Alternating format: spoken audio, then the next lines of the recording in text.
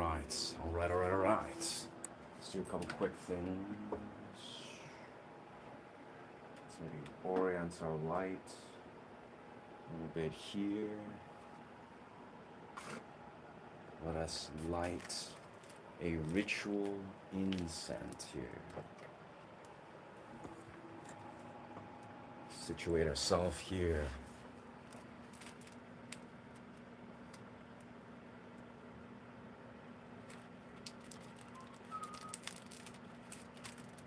Oh, that one just split open. That's not what we want there.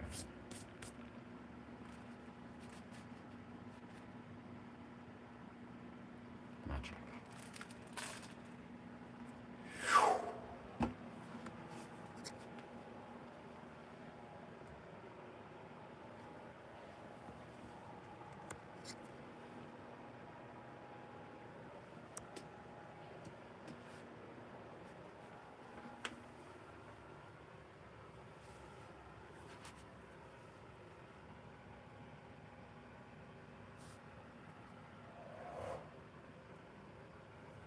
Beautiful. So set up there. Just sort of lighting oriented, I would say. That's good, that's good.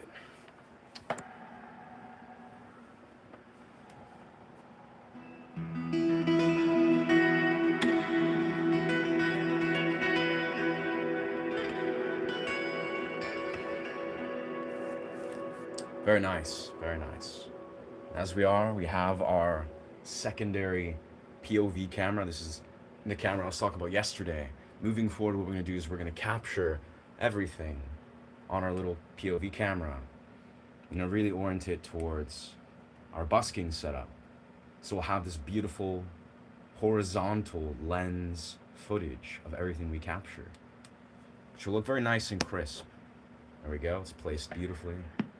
So today, we feel the aim of what we're doing here in the session and onward is we are focusing on really fine-tuning our E major pan flute and of course loop setup right here.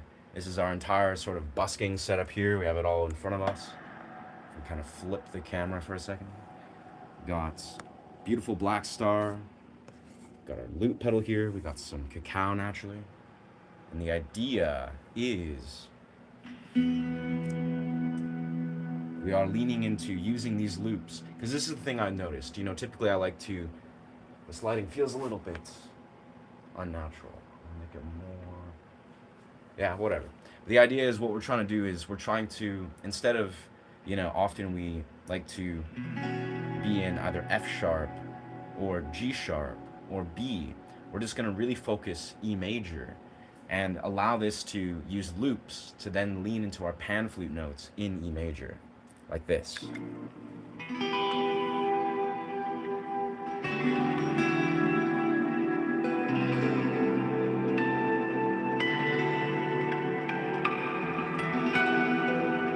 So as we're looping around,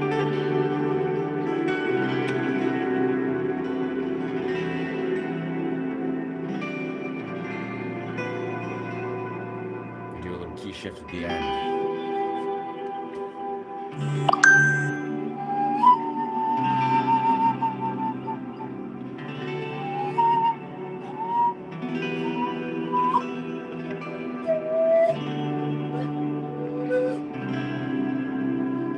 Really gotta lean into it, because the thing I noticed with scaling an E major in the pan flute, you really gotta allow yourself to really successfully lean into the notes. It's the most beautiful notes you can access, but they're very inaccessible unless you're really focusing on the technique.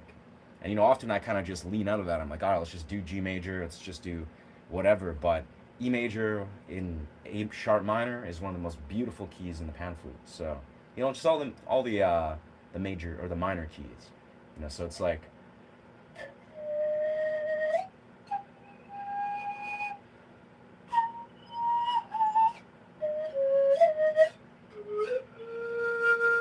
and it also produces a very natural sound when you lean into the pan flute notes. For whatever reason, when you're on this very cusp, it creates like a natural, I don't even know how to describe it, almost like it's like a curving into the note that for some reason sounds more resonant. You know, the resonant pattern just sounds more crisp, more beautiful. I'm gonna quickly change my light direction to make this a little easier and a little more natural.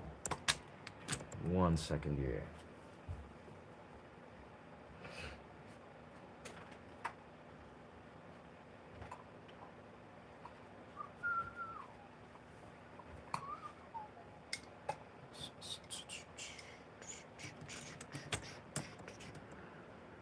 The light source.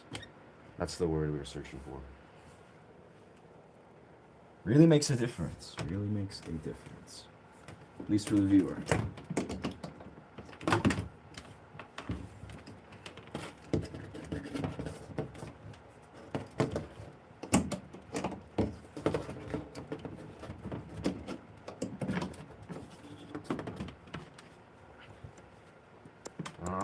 We gotta do something here.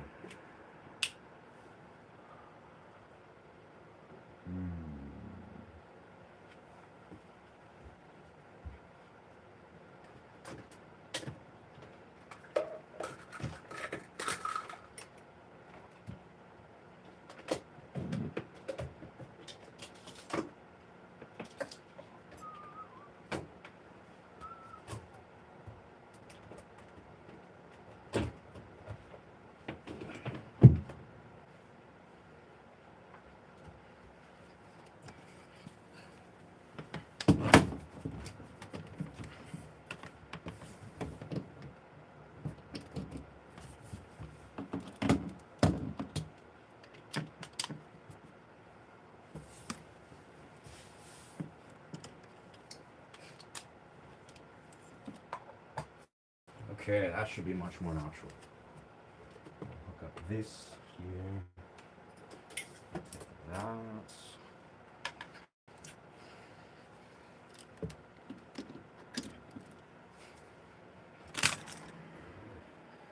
Beautiful. All right, had to switch around a few cables, get this all locked in. It's kind of play around with that. Cool. That works. The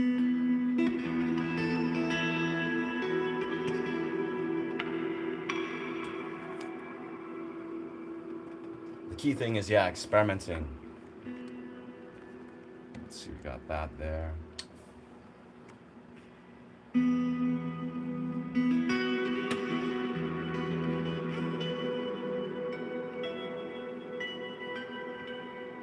just chilling in E major. So I guess the idea is when we're busking, we would have ourself all set such a way, you know, we're just say standing or whatever we're doing. We play our guitar, and then at some moment, have ourselves all nice and set up here. We want to do some sort of pan flute solo. We just weave in our backtrack.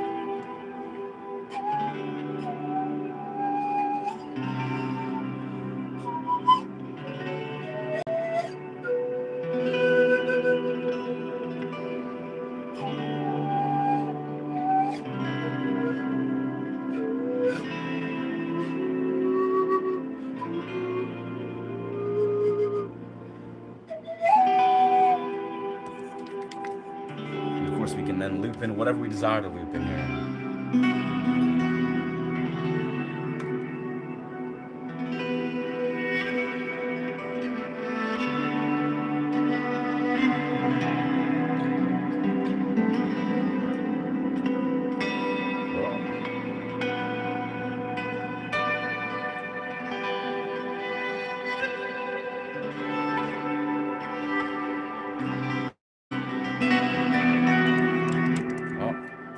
Looped over again, so let's go back to our reset.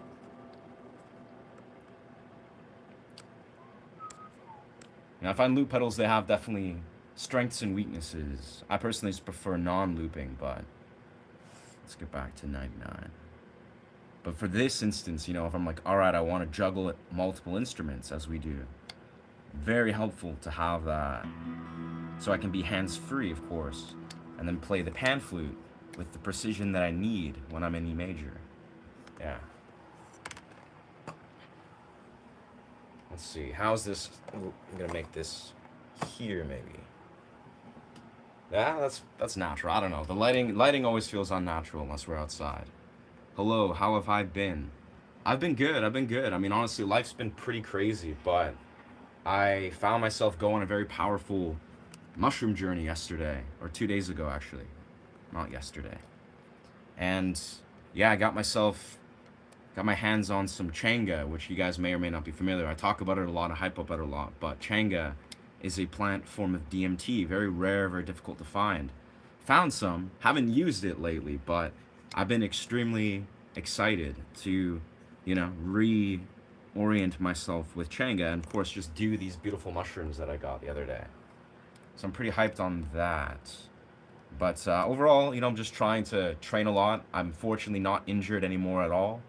So I've been doing tons of strength training again and doing some psychedelics, doing lots of busking here and there. I've been taking like a little break the last like week or so, really. I streamed yesterday, but I've been taking like a hard pause on streaming and YouTube stuff, focus on creating high quality long format YouTube stuff. But yeah, I feel like I've come to some interesting. Now let's move this angle a bit. This, yeah.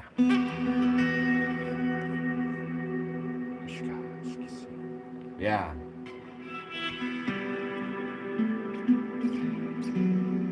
How about yourself? What's been going on with yourself, K Manson?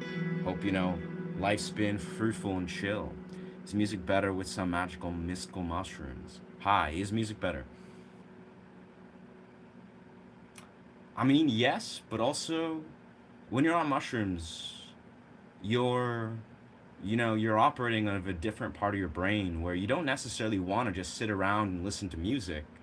Maybe sometimes if you really want to dance and you have mental blocks you want to breathe life into, maybe you want to compose music, but music and everything has a different sort of sensory feel where for me shrooms, it's a medicine. It's not just like, all right, let's take mushrooms and go, I don't know, hang out and do nothing or go to a music festival. You can do anything with it, but the reality is I notice it's an altered state of consciousness that is streaming through you very powerful messages. It's like your higher self is basically speaking to you in a very real way. So I've noticed when I was on mushrooms the other day, I immediately, I went for a walk in the forest, did a cold plunge to kind of just like relax my body. Weirdly enough, I've realized this a lot lately. Doing cold plunges as psychedelics are kicking in is probably the best way to transition into a very balanced and harmonized state. Like that's what I've noticed hands down. It's like when you do a cold plunge, especially when you're in nature in a river, it's like your whole nervous system just beautifully awakens and embraces the transition, to being in an altered state. Where's this light source coming from? That's kind of deterring. Maybe that's my guitar. That's my guitar. Yeah, but the idea is that I find mushrooms, especially for me, it was kind of like I was in this instance where immediately I started to contemplate the nature of chaos. Like this was the funniest thing is like mushrooms is, it's like a radical circulation of, neural pathways. It's basically creating chaos within your mind and neurological level in a healthy way. You're reconnecting all these different circuits. And this is very healthy for the mind. But the reality is, what I was doing, for whatever reason, this just intuitively happened the other day. As the mushrooms were kicking in, I was contemplating the nature of chaos. Like I was telling myself, like it was weird. It's almost like when I'm on mushrooms, especially it's a higher dose, for whatever reason, my voice naturally starts to sound kind of like Johnny Depp. I don't do it consciously, but my voice just kind of enters this like it's almost like Johnny Depp when he's playing a character like Hunter S. Thompson or like Captain Jack Sparrow. Like I just get this one tone. I don't know why. It just happens naturally. But the idea is that when I'm like, doing this, it's kind of like I don't even know how to do the voice. It's kind of finding yourself going through this place where you don't understand It's even lower. It's more Johnny Depp-esque, but I don't know. It's the idea is that that's for whatever reason was happening, and I was contemplating the nature of chaos. Like my mind was literally being like, the universe is chaos. Like the greater construct operates in chaos. Chaos is beautiful. Chaos is aligned with nature, and it was like all these different things flowing through. Where I was basically recognizing that there's beautiful, very higher expressions of the universe and the world around us that operates in chaos. And just kind of understanding the beauty of chaos, of not resisting chaos, of embracing chaos. And as I was doing this, the mushrooms were kicking in. And for whatever reason, it made me feel very grounded, very happy to be like, yes, this feels resonant. But anyways, as we're here to try to focus on creating a sort of loop sound journey. Let's see how this flows through. I don't know. We were starting with like a nice chord progression, right? And finding natural lighting on this light source feels very weird. But yeah. Well, why do you think Johnny sounds like that? Don't quote me. I don't know why Johnny. I think that's just how Johnny's always sound, bro. Like honestly, it's very much. You see Johnny when he's playing actor or his roles as a younger, Johnny. He just sounds like that. Like he's just kind of like very introspective and philosophical, but like he's not trying to like. I don't know. It's weird. Maybe he does mushrooms frequently. Who knows? But I think he's more of a drinker. At least he was.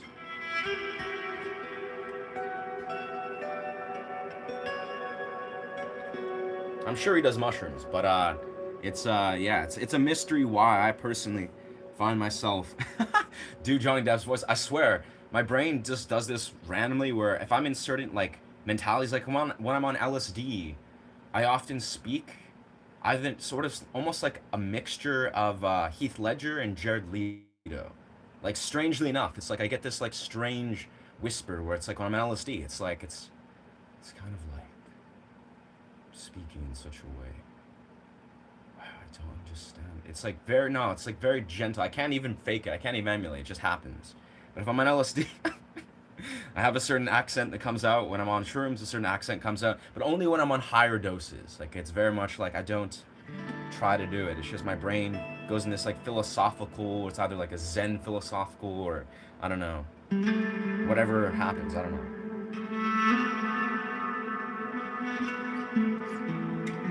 But that happened a lot the other day, and it was nice.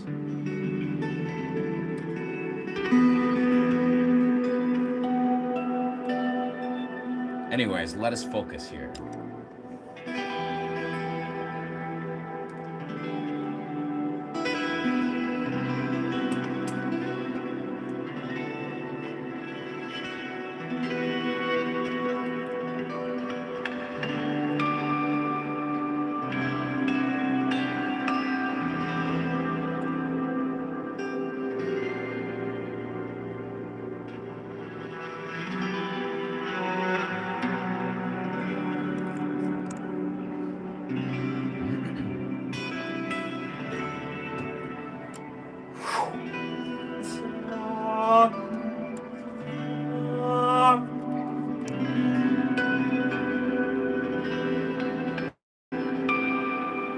I can loop that if I desire to, but I don't know. I'm trying to figure out ways to loop creatively these little elements here. BTC. What? No, nothing. That's a hard no, brother and sister. to BTC, I don't know why you're. He may or may not may not medicate. Bro, I think Johnny Depp, like let's be real here, I think he is a partaker at some point in his life. He's an actor. He's a famous celebrity actor. I'm sure he's done everything more or less and quit it all. Like I think Johnny's sober now, but I think he's a partaker of many altered states. And your absence was truly felt. Wow, that's a beautiful expression. I think I've had a handful of people express that, but I never really go anywhere. I'm if I'm not here on YouTube, I'm roving at beaches and playing guitar for strangers, and if I'm chilling in gyms, like just honoring my health. You can be safely, so you can safely assume if I'm not on YouTube, I'm not streaming, I'm often working on cultivating creative or health breakthroughs. Like it's really that's all it is. It's like I need to honor that which cannot be experienced while I am, doing YouTuber stuff. And there's a lot of it. Let's be real here. Enzo, how you doing? Hope you have a good day. Quick question for you. What? Do I know how to play You Remind Me on the guitar? I have no idea what that song is, dog. Yeah. Damn, I wish I could talk to higher states myself so I could consult with myself to be better. Well, that's the thing, bro. Let's be real here. You can always talk to higher states of yourself. Now, the key thing, like the whole key thing, and this was a blissful reminder as I sat with psilocybin the other day, is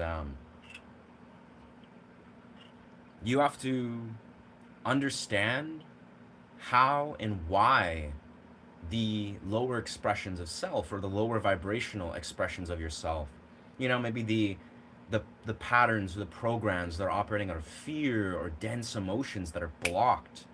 You have to basically to naturally express your higher expression self. It's not that hard. You can just, you know, talk to your own intuitive channel. Like, what do you feel in this moment? What is your authentic truth?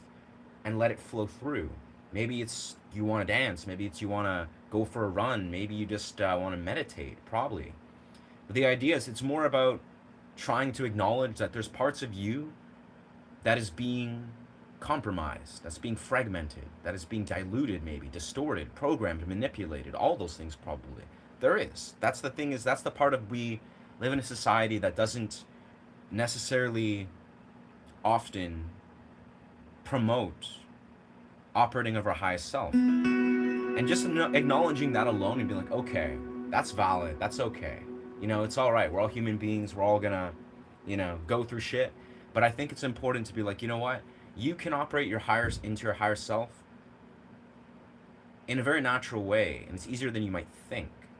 But of course, you got to understand what is obstructing your higher self initially, and whether it's sitting with psychedelics or doing breath work or I don't know.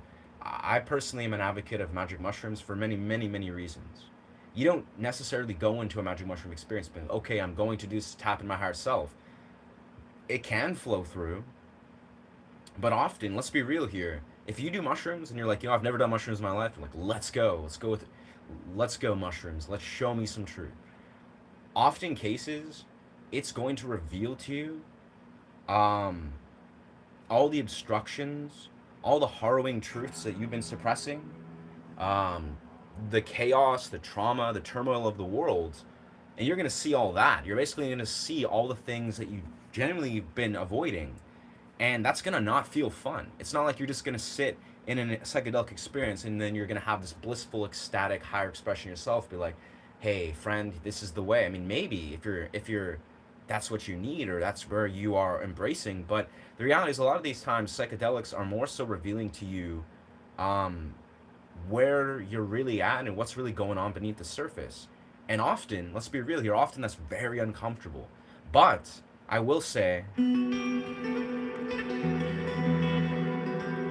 once you acknowledge that and you sit with that which has been like distorting your perception, that can be a bridge into your higher expression of self. Like, it can literally be as clear cut as that. You're like, okay, you know what? I acknowledge I'm getting in my own way, or there's ways that I've been, operating out of a way of living that I don't want to be living with. And then you understand deeper ways of how you can remedy that or resolve that. And then naturally what awakens is an intuitive form of yourself that is operating from a different place. But I don't know, it's a complex process. I would never say I could understand that. But in some of the trails he's been in, music sounds really different when it's recording and live performing versus live performance. Music sounds really different when recording is live performing. Yes and no, actually. That's valid, Robert. Absolutely, brother. I've discovered your stream in a weird place in my life and stopped DJing and started looping and taking off a little. I have 2 shows lined up for the end of the year. Word, yay, thank you for being here, Sebastian. And thank you for sharing that, brother. Man, this lighting is really, I want to find the best lighting source. How is this a good lighting source? Maybe it's better farther away. It's probably better farther away. Is it better when it's leaned into this? We're gonna figure this out right quick. I think historically my light source is best when I'm just like kind of here, but then maybe angling myself. Yes, I gotta angle it. That's correct. 1 second. 1 second. I think the key to good light sources is definitely angles.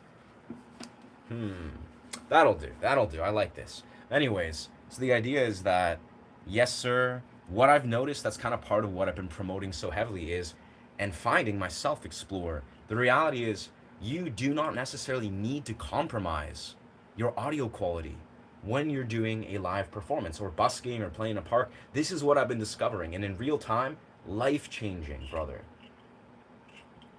Like, I will quickly show you here. I'm playing right now with my entire remote setup. You know, I got my Chromebook. Everything I'm using, as you know, per the title, everything I'm doing right now, this is my remote setup. This is the exact same sound setup. Every single device I can use if I'm chilling in a Skytrain terminal, or I'm in a park or a beach or performing live anywhere. It's the very same. It's all mastered through an audio interface. It sounds extraordinary. It sounds refined. It sounds mastered, as it should. It literally sounds the exact same as if you're plugging it into a studio and using professional studio equipment, more or less. I'm sure they'll have some interesting mics to get different, inflections of different, dimensions of sound. Like they'll have mic over here, mic over there, maybe closer, further. But the idea is it's all studio mastered, and this is my remote setup. This is not a setup that I can bring this everywhere and anywhere. I could be chilling in a Skytrain terminal, chilling on a random street corner, same setup. So once you figure out that, use a good interface, use a good battery amp, use a preamp if you desire, like I have here, you have yourself a beautiful sound setup. So anyways, we're gonna dive in again and really focus on what we are experimenting with. So we have a simple chord progression here.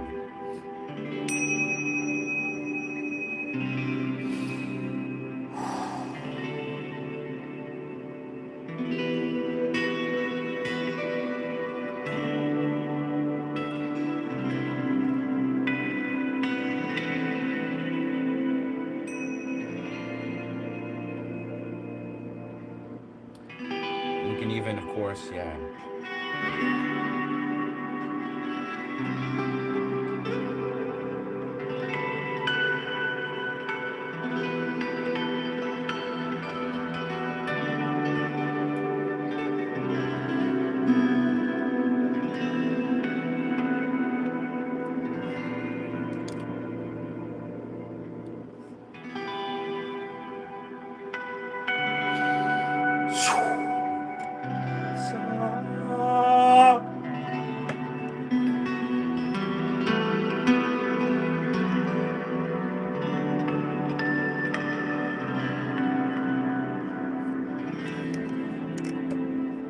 And then we can just kind of direct our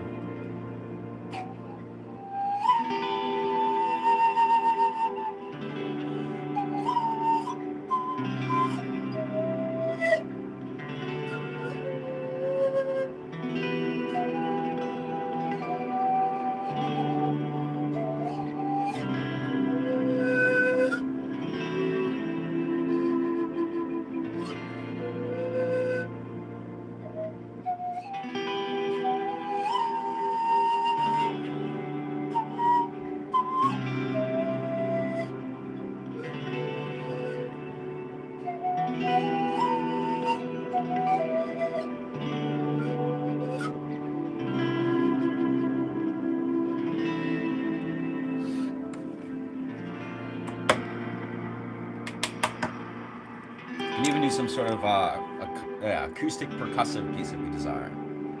You need another light source. Shadows are harsh. Another light source, he says. True, the shadows are harsh. The shadows are harsh.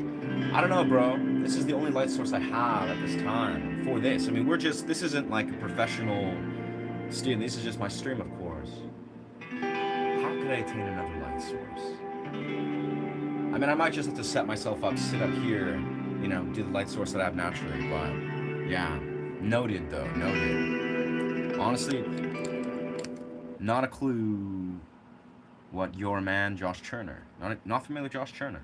Do you feel a certain degree self-love stems from a sense of self-gratefulness? Yeah, brother. Absolutely, Floyd. Hunter. Yeah, dog. Self-love. Now, self-love, bro, I swear, I think about this a lot. I contemplate it a lot, unpackage it a lot. Now, there's a couple things. What is self-love, really? Like, what does it look like? How does it manifest? Very unique. I'll be perfectly honest. I think self-love is a thing that we have to, basically, there's two things. I think self-love, it's my opinion, of course, my perspective. Self-love and gratefulness, gratitude, are two things that I think are fundamentally a little bit misunderstood. Now, yes, self-love is everything you can imagine. Self-love is nourishing practice, eating well, it's saying good thoughts to yourself, it's maybe having affirmations, it's not dishonoring yourself with things that are, compromising the love for self.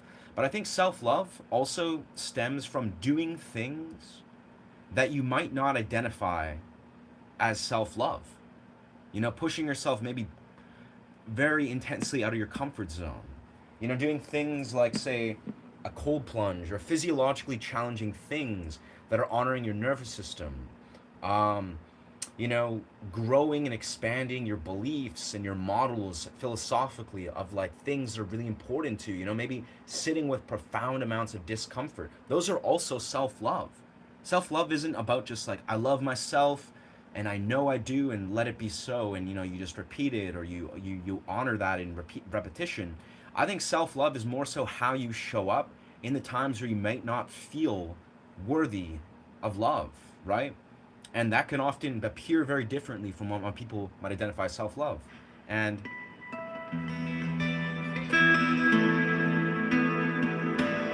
it's basically treating yourself as someone you love in the moments you don't feel worthy of love. And how you do that could be doing things that are very arduous, very challenging, very difficult. Things that people might think are like, whoa, that's very intense, or that's very gritty and arduous. But that's also self-love.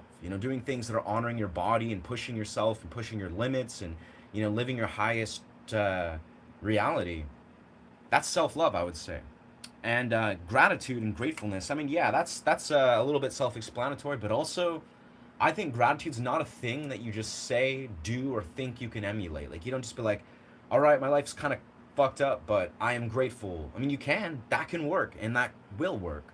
But I think the deepest realms of gratitude are organic embodiments that you experience. You don't necessarily enact gratitude to the highest degree. Gratitude is a product of living a life that you are grateful for. Now, yes, it's important to step outside of narratives where you're like, man, I'm so ungrateful for whatever reason. Like, by default, you're like looking at all these beautiful things in your life. You're like, why am I not more grateful? You gotta remedy that. But I think the most important thing to understand is gratitude is a byproduct. It's a product of living a life that you are genuinely proud of and grateful for. One that's fulfilling. One that literally just translates in gratitude. Like, you just look at your life and like, I cannot believe this is the life I'm living. Like, I am infinitely grateful. It's like, of course, you got to start somewhere, but I really feel that. It's like gratitude's like an embodiment. It's a product of various constructs of living. It's not just a thing you're like, I'm grateful because I have, blood flowing through my veins or air in my lungs, and which you should feel grateful for. Like, I got healthy food and support and love in my life. Those are beautiful things to be grateful for. But I think gratitude is more like the greater, like, capital emanation of gratitude is really just like an embodiment that is a byproduct of a life that you've created that you're grateful for. You're like, you don't even think about gratitude. You can. You're like, yes, I'm thinking about it. I'm letting it flow through my veins and circulating it. But it's more like you have to just like feel it in the deepest core. You're being like, I am innately, insanely so grateful because of this reality that I get to live. But food for thought. I don't know. It's a beautiful thing to think about, bro. Honestly, it's a beautiful thing to think about. Yeah, no, thank you. Thank you. I'm really appreciating this setup here. I've been really enjoying it this morning. That's why I was like, you know what? I'm going to pop on a stream and work on some of this stuff. And in real time, play around with this beautiful looping dynamic. For whatever reason, I'm not always organically attracted to looping. But today I woke up and was like, I want to really fine tune some elements of improvising in E major. And I think looping is the way to go for that.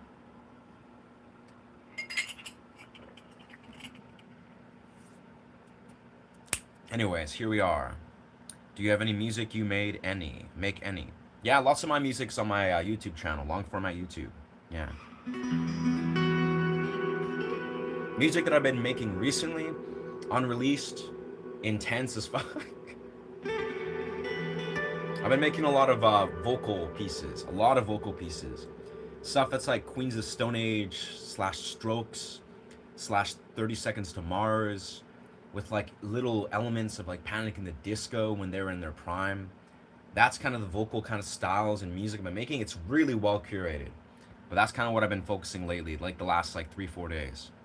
Shit's insane, but I gotta record it. Yeah. But I know, as for light sources, the reality is I'm using a neon lamp. I'm using a treble clef neon lamp. So there's a reason why it's harsh. It's a neon light. What we might need to do, actually, let's just quickly try this. I have a lampshade. That might make it more natural. Let's my cords.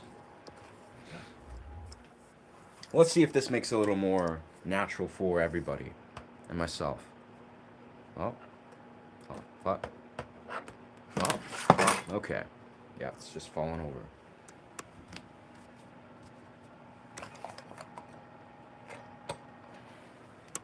This actually should do the trick, I think. It'll produce some light, but it won't produce a lot of light. That's kind of jarring for the eyes. Just a little bit. Yeah, I think it's a little better. It's doing what a lamp should do. You can kind of see, it will bring it a little closer. I swear, light sources, we learn this when we watch movies, where you see like high quality videography. Light sources are incredibly important, it seems. And very it's like an art form, of course.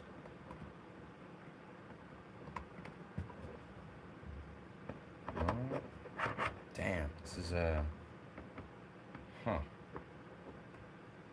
might need 2 hands to do this.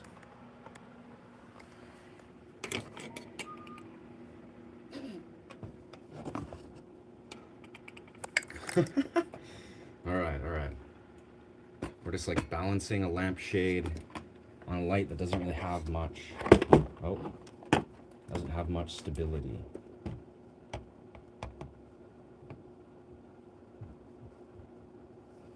Beauty. I think that might be exactly what we need here. I don't know. It's a light source. It's also actually I think it's even worse, but fuck.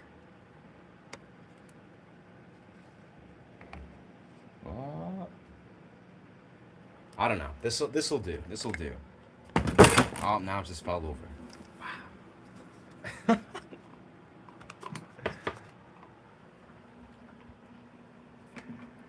At some point, we'll probably just sit up in a regular studio setup, but light sources, man, what a trip. Hello, welcome. Queen, welcome, Mary from Germany. Says no. Okay. Yes. So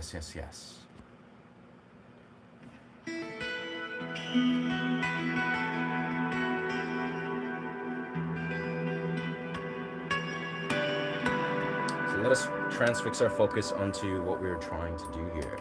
So as we are again, part of the beauty is I actually have my secondary POV camera, this baby, that I'm using. I can actually hook this up here when I'm busking, capture POVs, and I capture beautiful, crisp, horizontal footage.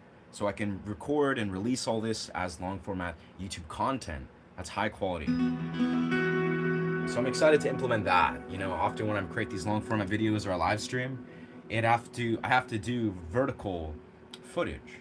You know, unless I were to hop off the live stream and just do it offline. But you know, I like to do it all live. That's kind of part of the fun, part of the immersion. Anyways, let's focus here. Let's focus here.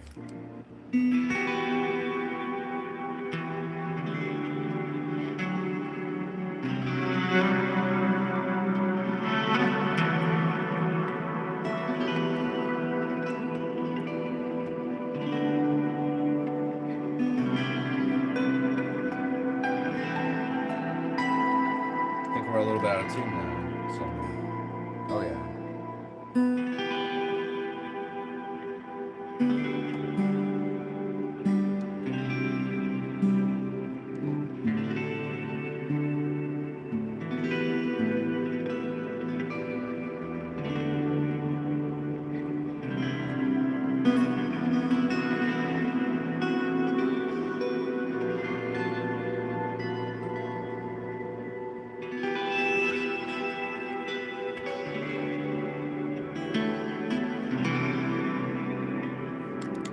I wonder if that was out of tune like that.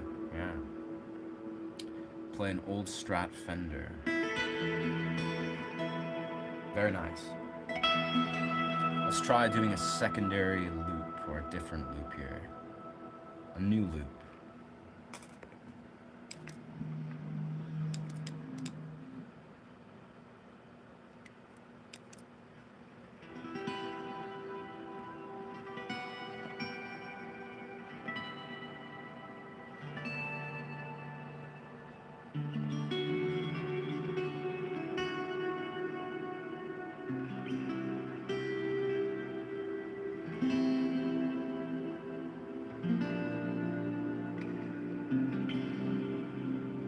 I don't know.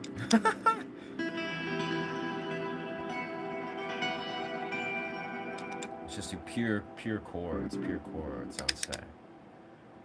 Hmm. I think I have an idea what we're doing here.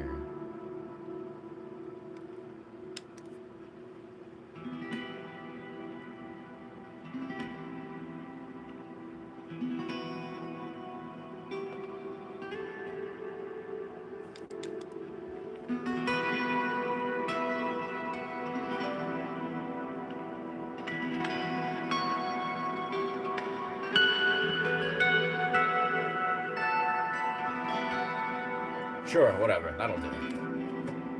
So as we are focusing pan flute nuances in E major.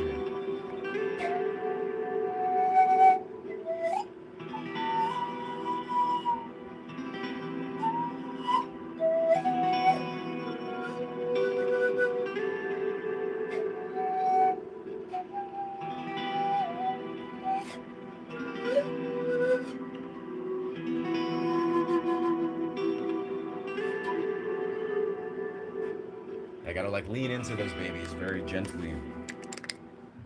Well, that'll be a fun trick to play into. Hey, thank you. Very nice, monster. Sweet. Yeah, but now my day's going great so far, Queen. Thank you. Again, we're trying to just play around with a couple simple loops.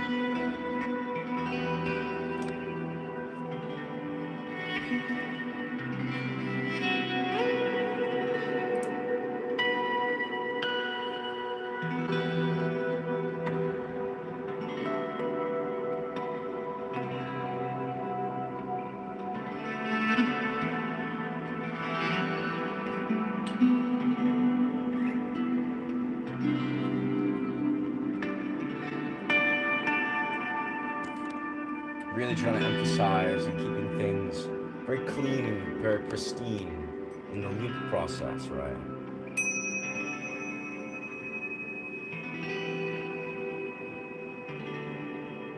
For the perceiver.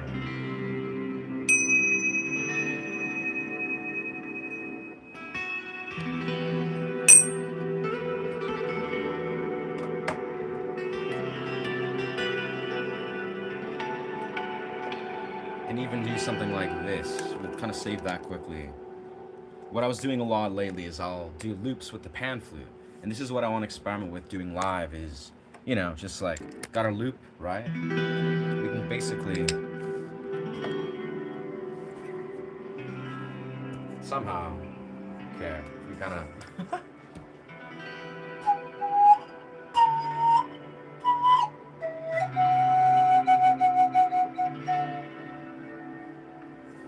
just taking like those acoustic parts out and flipped off for a second.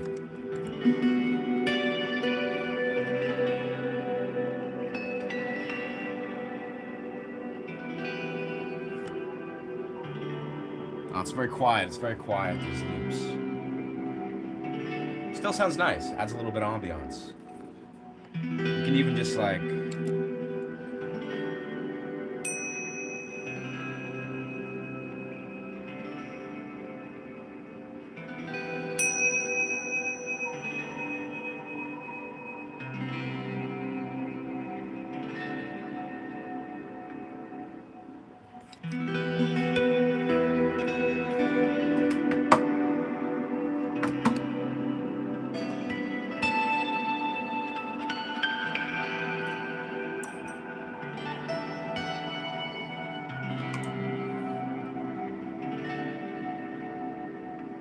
Not sure if the ting shell went through. I'm trying to aim the sound through the sound hole.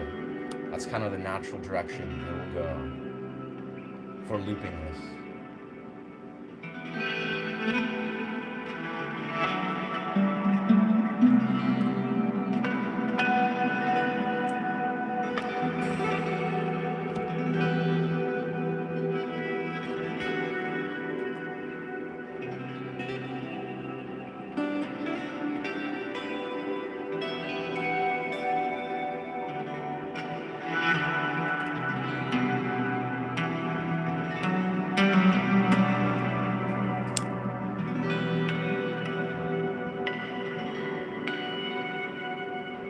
Sounds like the tail is a little bit, or the attack is a little bit sharp.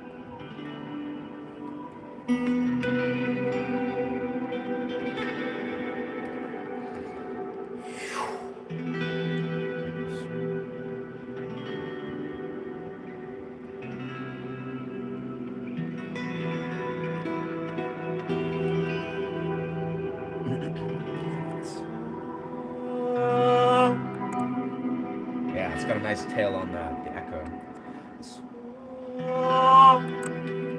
I kind of lost the tail. I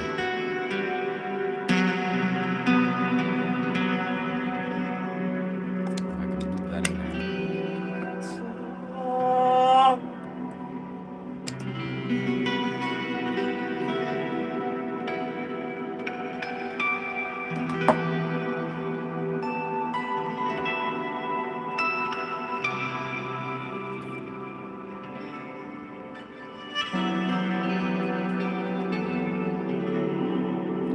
Let's try that again. We tried. Go back to a fresh one, but then we'll do an interplay.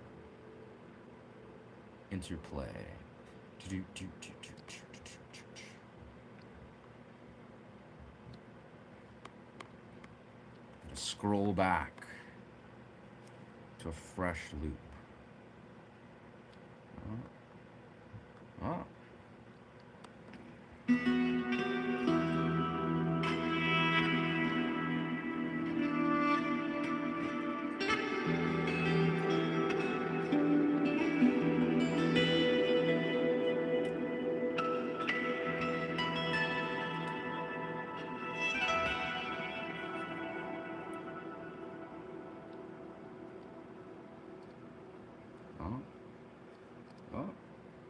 There we go.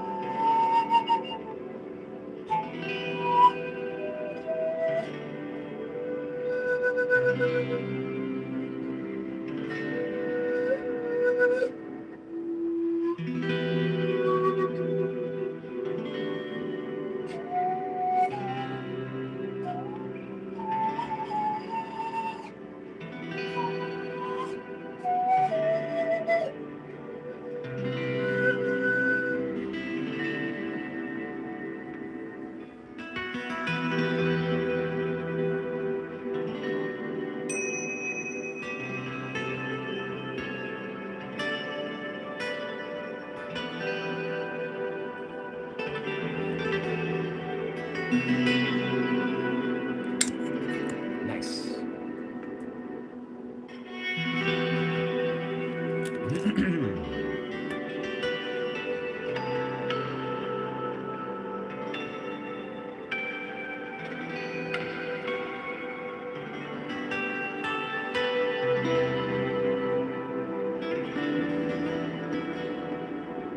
Heck yeah. Just play, show, damn. Very smooth. Banjo. Interesting. I have no idea how to play any of these covers. Not a cover artist. Don't really desire to become a cover artist.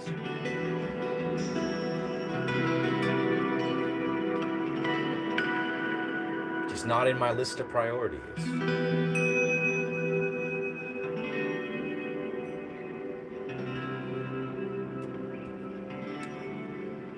See if we can really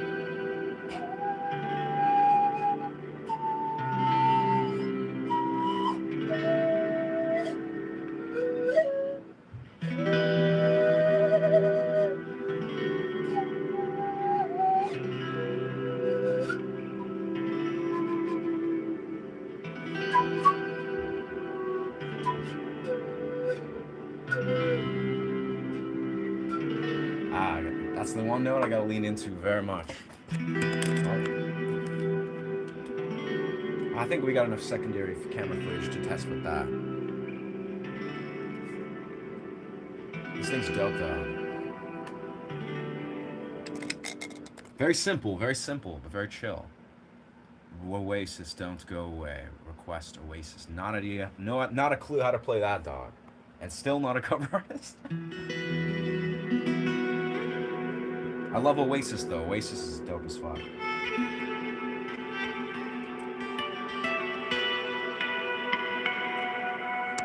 Alright, I like what we're doing here so far.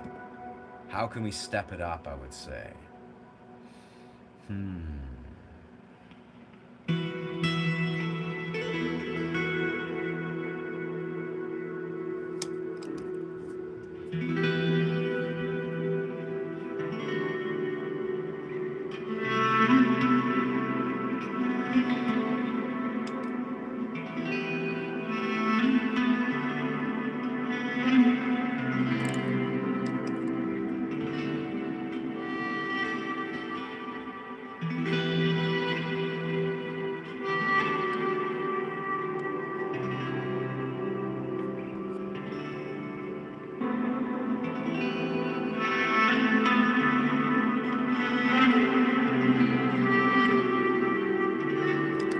That's a little bit jarring in there.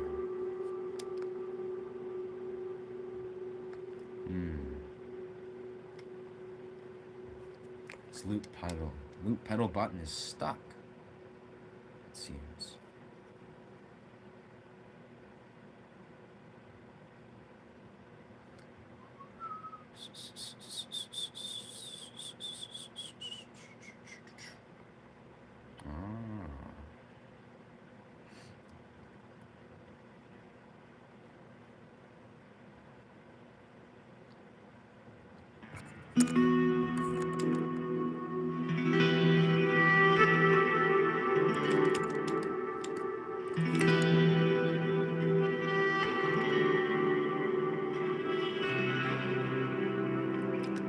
Kind of botched that, but that's okay.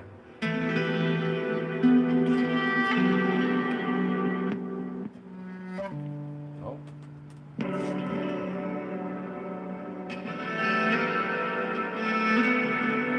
I think we need rosin to make that crisp as we can get it.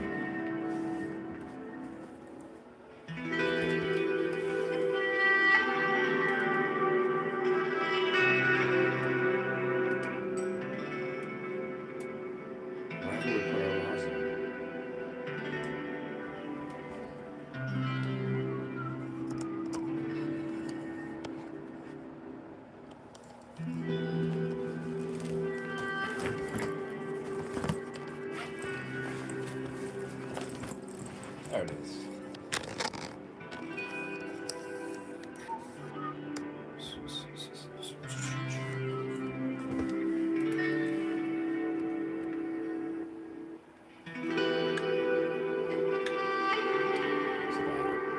Appreciate that. Appreciate that. Okay.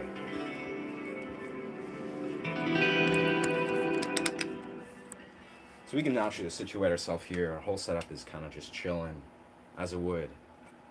We like to kind of make it more realistic where we're sitting, we're not kind of chilling in a studio chair, but might as well. We're streaming. I think that lighting is more natural here.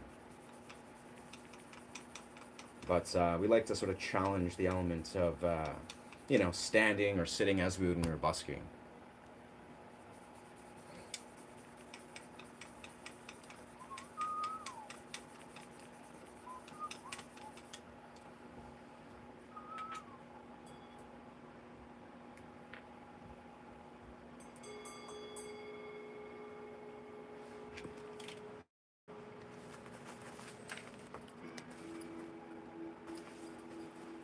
So if we were busking, we're just kind of chilling here, have our setup. We hit record, camera 2, camera 1, all set. We want to make this flow.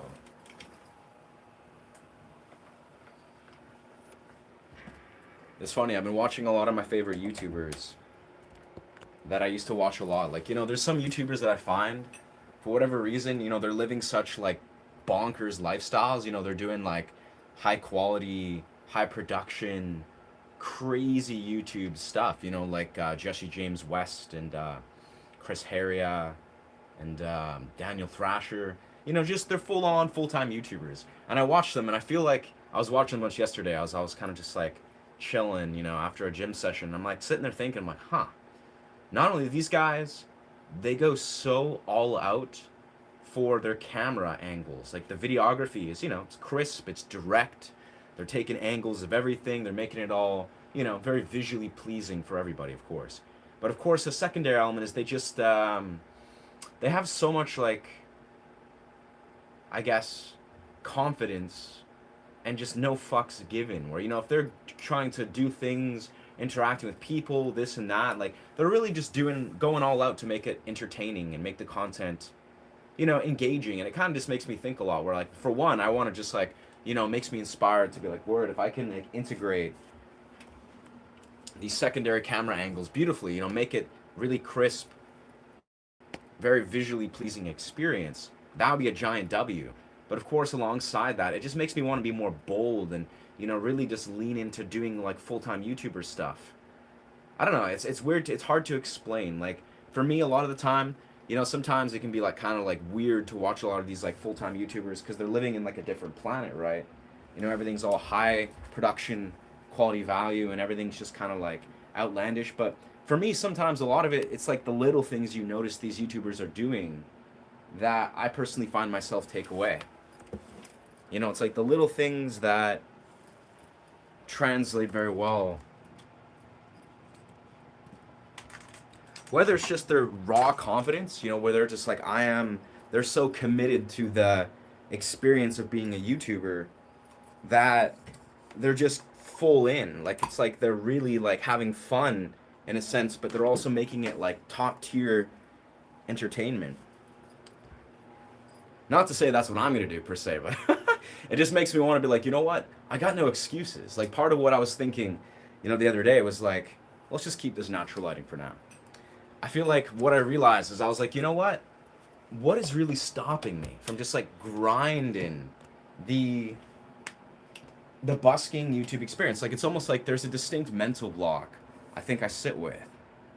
You do that already. Yeah, thank you, brother. I think I do all right. But I think the thing that I'm trying to underline, which separates those that are powerfully succeeding in the YouTube, endeavors versus maybe someone that's, like, on their way, is consistency, like raw consistency. And how do you get consistency? Like, truly, how do you attain consistency?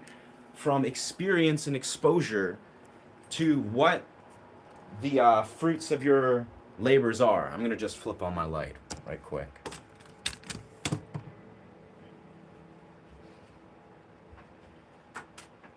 Oh, gotta hook up the entirety of this.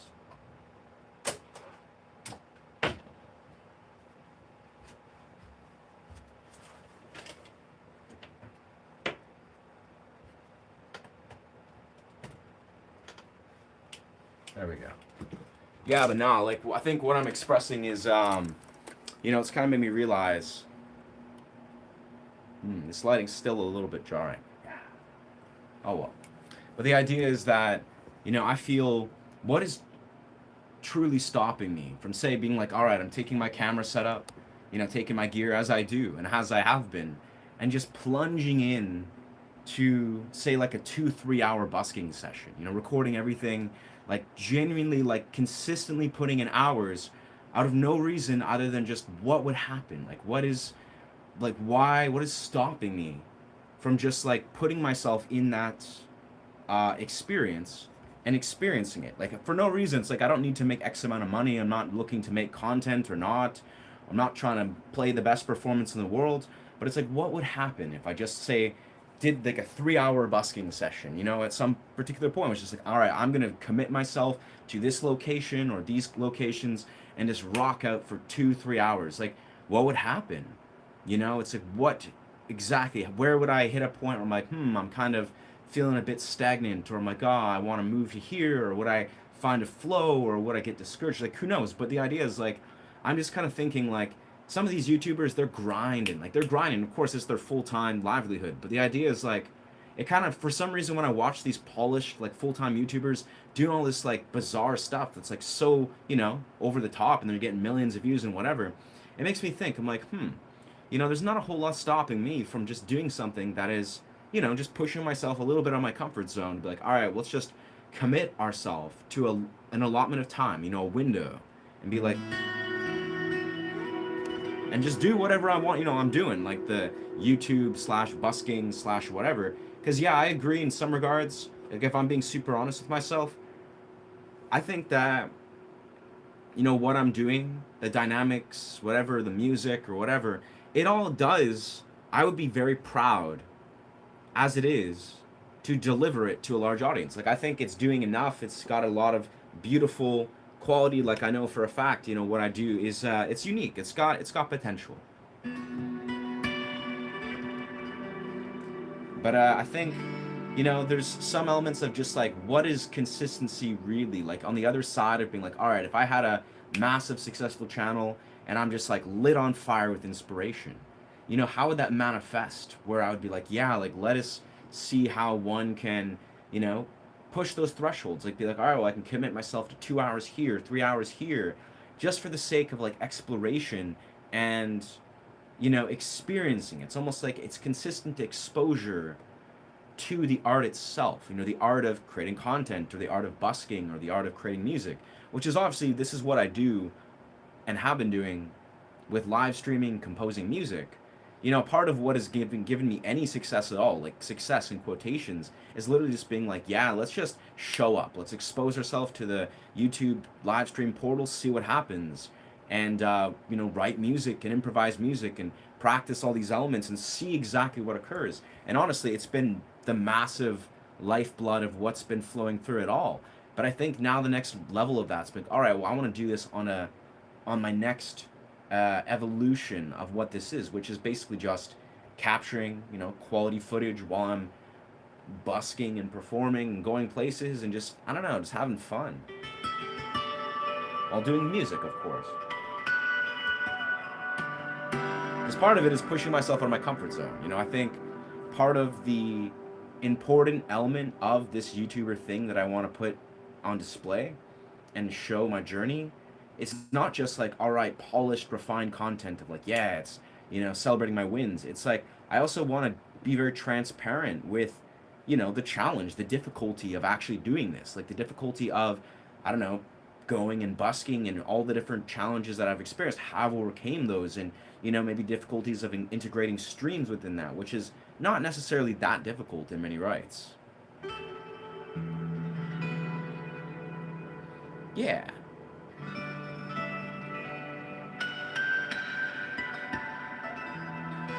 I agree. I think I agree with that, and I appreciate that reflection, both Chad and both Psych Doc. I do agree. I think, and I know people reflect that to me often, where I do think it's just a matter of time, so to speak, where, you know, and I've accepted that to some degree. I'm like, you know what? reality is if I just keep doing exactly what I'm doing, just like having fun, making music, making little strides in my creative journeys, in like 5, 6 months time, where I've like tripled my audience and I don't know, doubled or tripled my viewership, um, that surely, if I'm looking at 10, 20,000 subscribers and freaking, juggling whatever amount of views, that alone I think is like it's an immediate surge in the process. It's almost like, in some regards, maybe I do just gotta be like, you know what? Maybe I just gotta chill, sit back, and not think about it. Just let it be as natural as humanly possible. Because that being said, all I can say is a lot of these YouTubers, like the one caveat that I would say is maybe it's part of the appeal or part of the appeal. A lot of these YouTubers, they're like grandiose, or they're operating from like a grandiose lens in a sense, where they're trying to do that on purpose. Like, they're doing interviews with billionaires and freaking, going in these like weird little like performative, social dynamics where it makes everything look so lavish and polished and, whoa, like everyone's so cool and engageable and everyone's models and Instagram people and freaking, and it's kind of weird. I'll be honest, that's not what I ever want to do. I mean, I do want to do like, interviews and engage in intimate parts of the community and socialize and make it a fun experience. But surely, yeah, there's a part of, I think, some of these massive YouTubers that it is all performative. Like it's a little bit of a performance.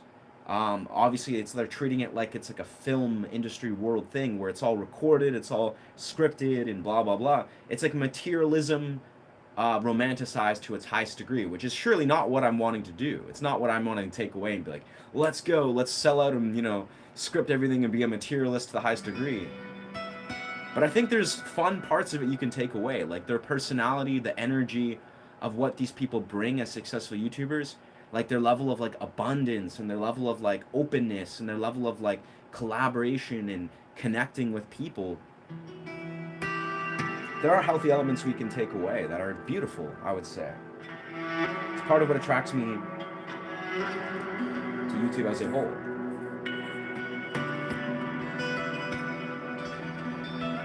And it's kind of weird. I mean, I'll be honest.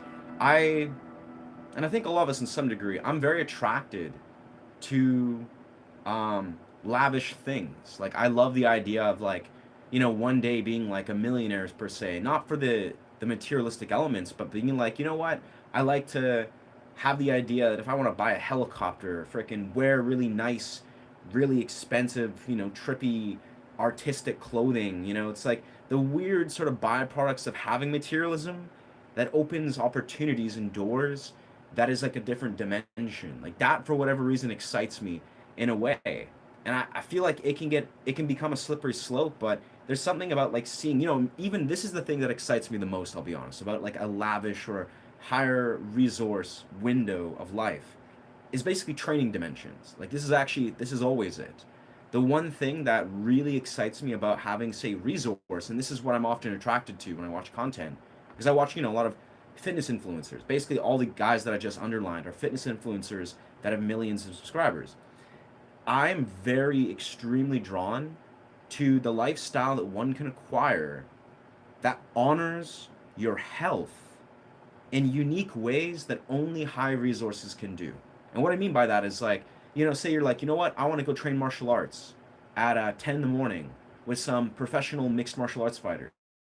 And then we're going to go run to a beach and do some calisthenics with, I don't know, other influencers. Eat some, high quality foods, and then maybe go home in a hyperbolic chamber, or do some high quality ice cold plunge with friends, eat some more food, and then go train, I don't know, another style of mixed martial arts at nighttime, and go see friends, spend time with your family. Like all those elements of being an influencer, I'll be perfectly honest, that's a major element of what I've noticed myself attracted to. Is like I basically want to have resources so I can honor my health even deeper. Now, obviously, you don't need all those resources to honor your health in general. Like that's what I've come to realize as a human being is like, it doesn't. You don't need to be rich basically to acquire a heightened state of health. But it intrigues me to see, how professional athletes and professional influencers like fitness influencers or billionaires even, how they have all these different ways that they treat their health. Like I was even watching this one video of this guy that was basically going around billionaires' gyms or whatever, and he's like, "Oh, I'm gonna train at their house gyms and see what they're like." And the funny thing that I took away from the one guy, there's this one guy, I guess he's a billionaire from some sort of venture capitalist bullshit, and he basically, what he says he does all the time is he takes a bowl of ice water and he dunks his face into ice water, and he says he does this like 20, 30 times a day. And I was just like, honey, I think he says he does it for like skin inflammation benefits, brain health, um, blood circulation, basically all the reasons that you get from ice baths. But it made me realize when I do ice baths, I rarely plunge my entire face into an ice bath. And I was like, how interesting of a routine that you just wake up and throughout your day you have a little bowl of freezing cold ice water and you just plunge your face, you dunk your face in a bowl of ice water. And that, for whatever reason, is what this millionaire or billionaire or whatever does. And I was like, I like that. I'm gonna do that. Like I'm gonna buy an ice machine and actually just make ice regularly to plunge my face into ice water because I love, of course, cold exposure.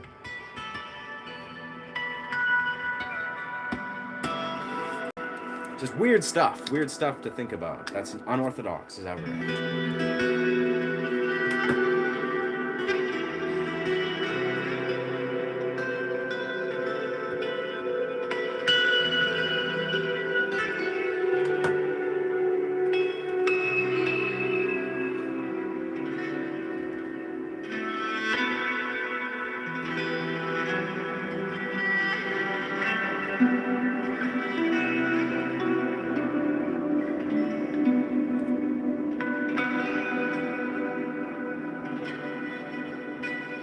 Oh, still outside.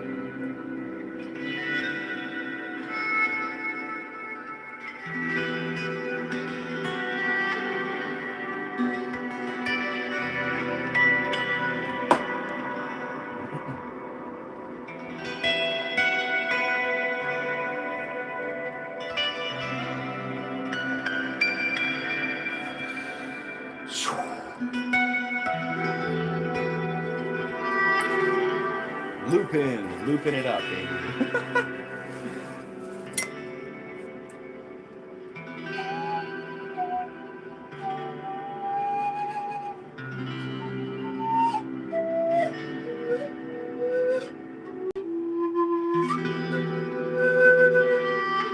I gotta go like really low.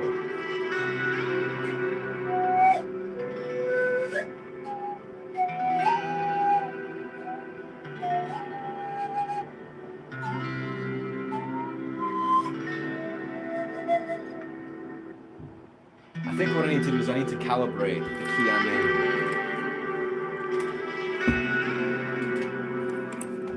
It's a good start. It's a good start. I think what I noticed I did yesterday is I found there was a movie score. It's the movie score from Last Samurai that is in a very particular key.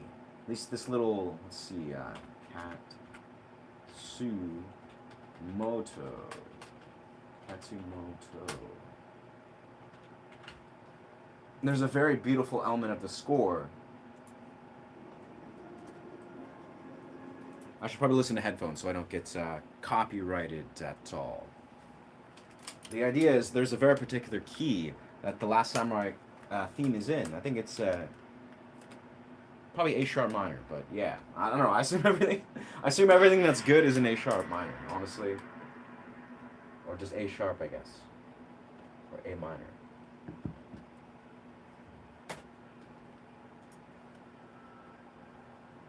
Like it's in a very particular key.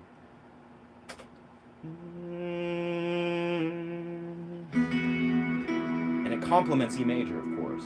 So yeah, it's A sharp minor. It complements E major.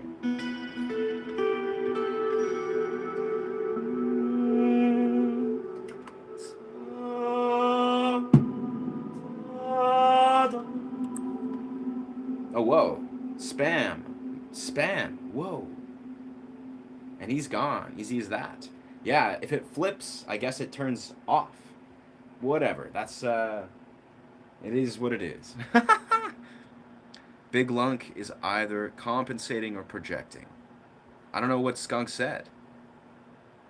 Blah, blah, blah. Nice. Nice. Nice. I don't even know I don't know what Skunk's even saying. Wow. Thank you for sharing, Big. I get you. You're insecure, brother. You're struggling to the highest degree. And yeah, all you see is impossibilities. And I'm sorry to hear that, Skunk. I hear you, bro. Though I hope you deal with that, Skunk, brother. I hope you deal with your crippling insecurities and your inability to accomplish anything in your life. Like that sucks, bro. That's not a great mentality to have. But I hear you loud and clear. So thanks for sharing. Yeah, that sucks. Sucks to be as Skunk is, but we can't all, we can't all succeed. It's okay.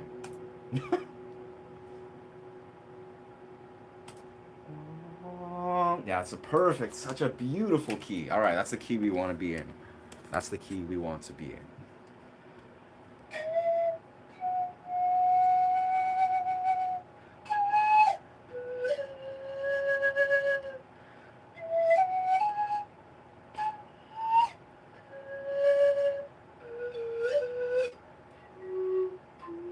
It's like way down there. It's way down there. That's the exact key, though. I love it. I love it. I love it. Yeah. I don't know how to play Metallica, or at least not anymore. I used to play Metallica when I was like 13 and stuff. Let's see. So if we're gonna do a loop, we're looping, right? We're gonna loop.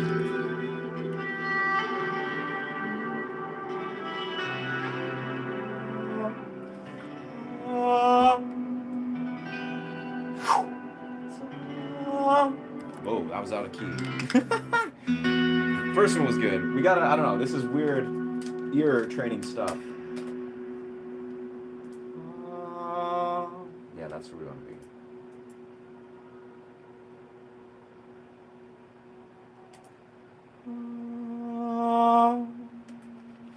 We'll get it, we'll get it.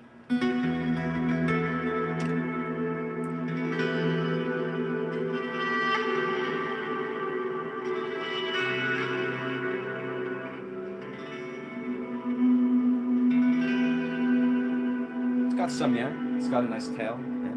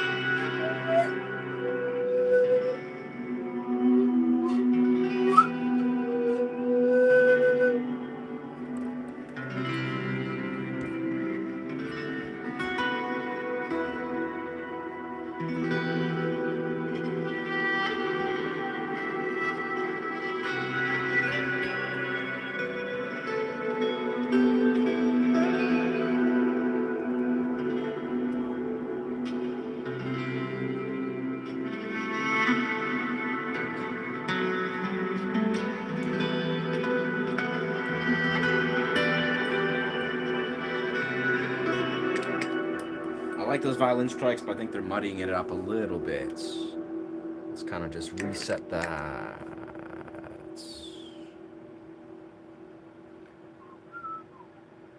Dear God. I'm assuming that's the Avenged Sevenfold song. That song rocks, but also not a clue how to play it, brother. Yeah, yeah.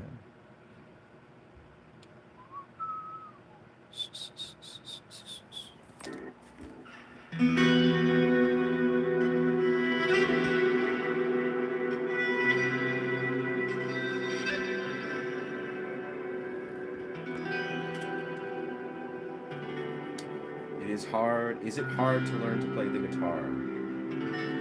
That's an interesting question. I mean, short answer, not really, but it's hard to learn to play the guitar well. Like, truthfully, and the element of is learning to play the guitar, a lot of people, they get in their own head, in their own way, very quickly. Like, it's almost like most people, they pick up a guitar, they get discouraged, or they compare themselves to, like, other guitarists they see on the internet or YouTube or whatever, and it's like most people, they try to learn and then they get discouraged. It seems, I don't know everybody, of course, but technically it's not that hard to just like, play a guitar.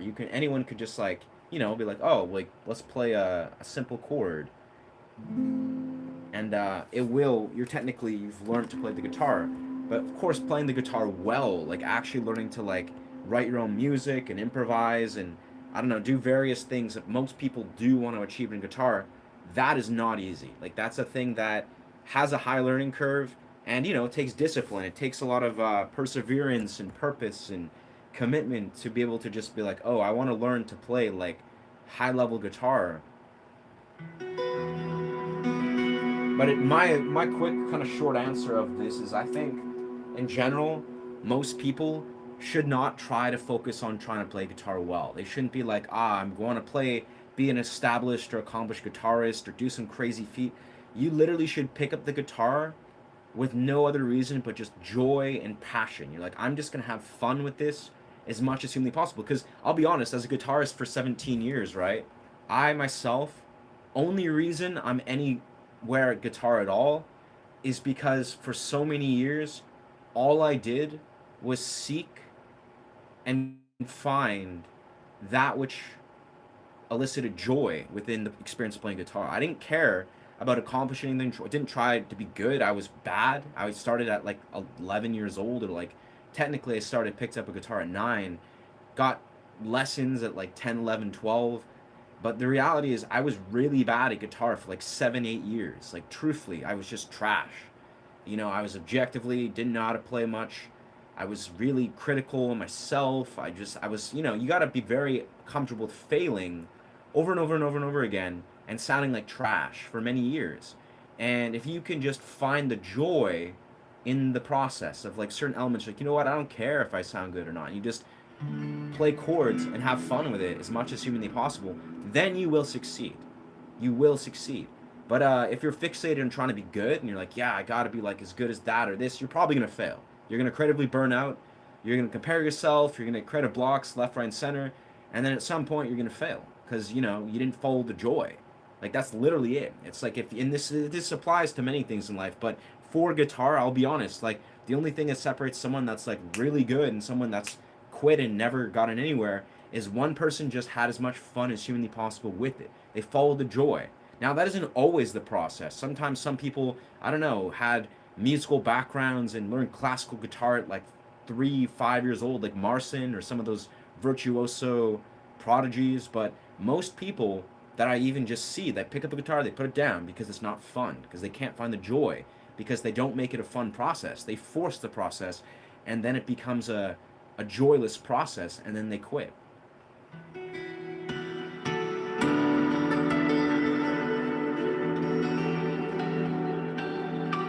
I mean, obviously, once you've been doing guitar for, X amount of time, like, maybe 5, 10 plus years, you get better at navigating the waters of what challenges you, but is also joyful.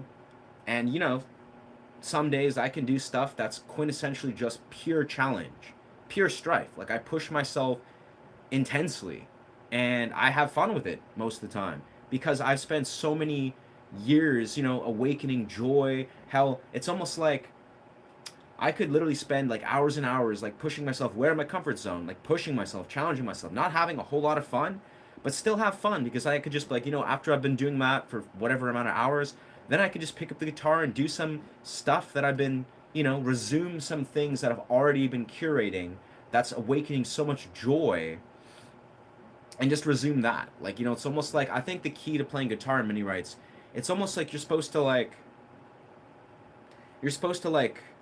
have so many different, let's say, pathways that awaken joy, so many different technical applications, so many different projects, maybe so many different windows open, if you will, that you've already engaged in, that when you sit down, you literally are just like falling, you're defaulting into all these different ways that you want to just apply yourself in the guitar. You're like, oh, like, you know what? I want to like, maybe enhance this tapping combo, or work on some legato stuff, or do some harmonic stuff, or maybe you want to do some chord play, that it's like every little, you find so many millions of reasons that you want to pick up the guitar, and it's out of joy, it's out of passion. It's not out of like, oh, but I gotta play the scale a billion times until, you know, you just want to die. Nice. Wow. Yeah, that's, you're projecting hard roots. But good luck with that, brother. Good luck with your whatever's going on in your fentanyl bubble, or whatever's going on in your life. That sucks, bro. Never done opiates in my life. Been purely sober for 11 years. Yeah, those are the facts. But all I can say is, you know, hope you figure out whatever you're dealing with, and, you know, hope you're not judging people so heavily in yourself and your life route. You know, people that are struggling with addictions. It's a pretty severe thing. That's a pretty classless thing to try to, like, you know, poke fun at people who are struggling with addictions. I don't know. Again, I've been fortunate, blessed to have good health, sober for 11 years, never even touched hard drugs, but absolutely, like, I hope you resolve that part of you that is like trying to judge or, you know, playfully poke fun at people who are struggling with addiction, because welcome to the 2026. We're in an epidemic of people that are like really struggling. So classless act root, big L to you, brother. And also I hope you, if you're struggling with addictions and you're projecting that onto me, because that's what people do, you know, people that are insecure and don't like their life, is they project. So hopefully you're not struggling with anything yourself, root. And if you are, I hope you deal with it.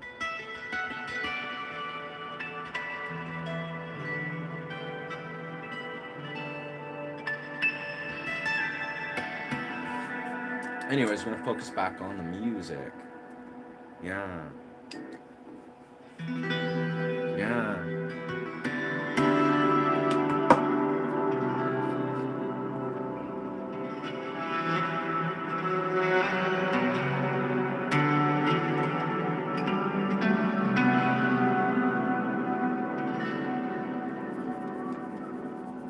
Yeah.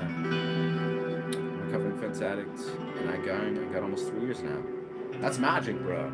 Honestly, it's a very severe epidemic. I'm very fortunate to not ever have done opiates in my life, and, you know, obviously I don't do drugs. It's never really my, I mean, I did when I was younger, of course, just a little bit here and there. But honestly, like, all I can say is, you know, we're all addicted to something, and honestly, addiction is it's no joke, you know?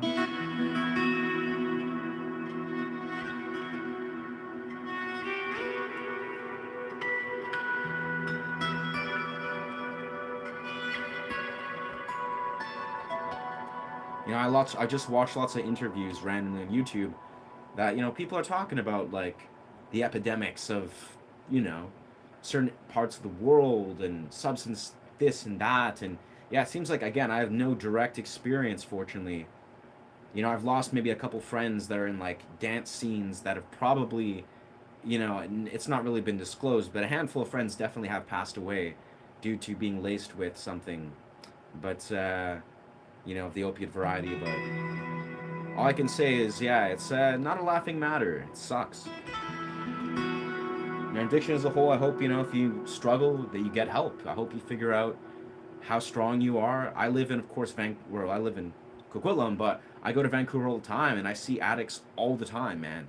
Like, Vancouver downtown east side is one of the most worldwide known places for harrowing amounts of addiction. So it's pretty frequent that I'll see people that are struggling with addiction, like very severe addictions, and I have nothing but empathy for the mass murderers. Some of these people, you know, they're just living in a different dimension, sadly, but, you know, some of these people, they seem like just normal people. They're just really struggling.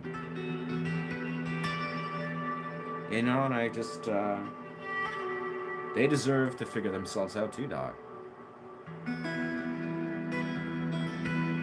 For real good shit, brother. I mean, yeah, it's just, it is what it is, yeah. Like, it's like, we're all addicted in some rights to many things, but some addictions clearly are more gripping than others, you know?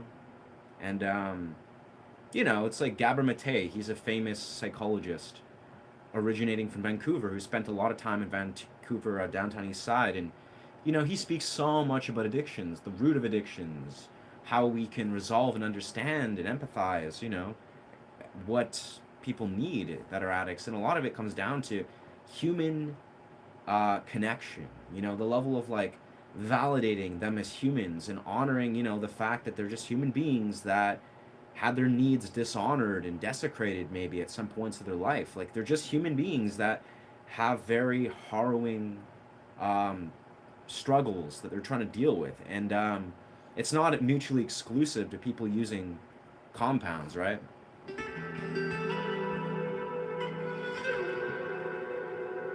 But yeah, c'est la vie. I mean, maybe that's not the right time to say c'est la vie, but we will sit with the music. Yeah. Yeah, congratulations though to Gunnar, and yeah, congratulations Matt Birch. I mean, man, that's yeah.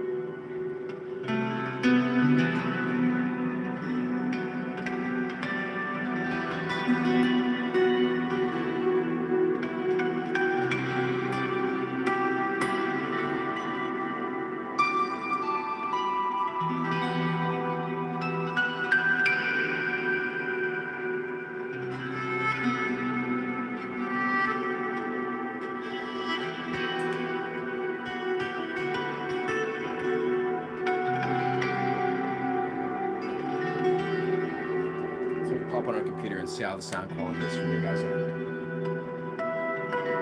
Sounds pretty good from my end, but let's check it out.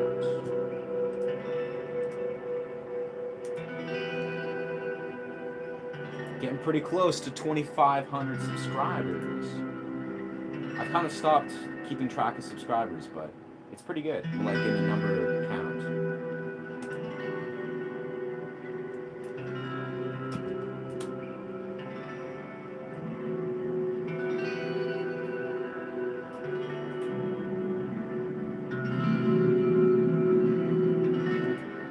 Yeah, see, look. I mean,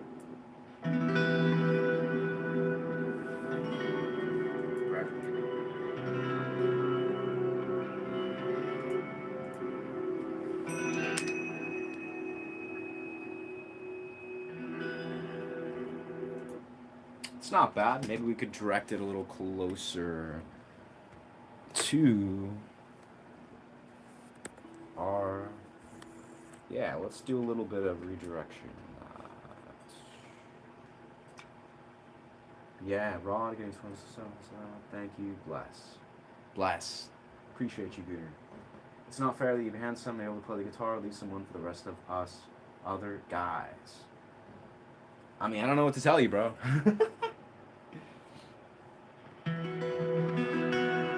Anyone can play the guitar, I suppose. If you really want.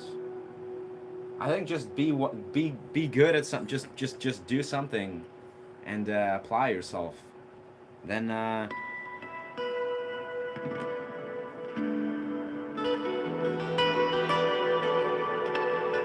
don't know. That's a topic I won't go too deep down the rabbit hole, but but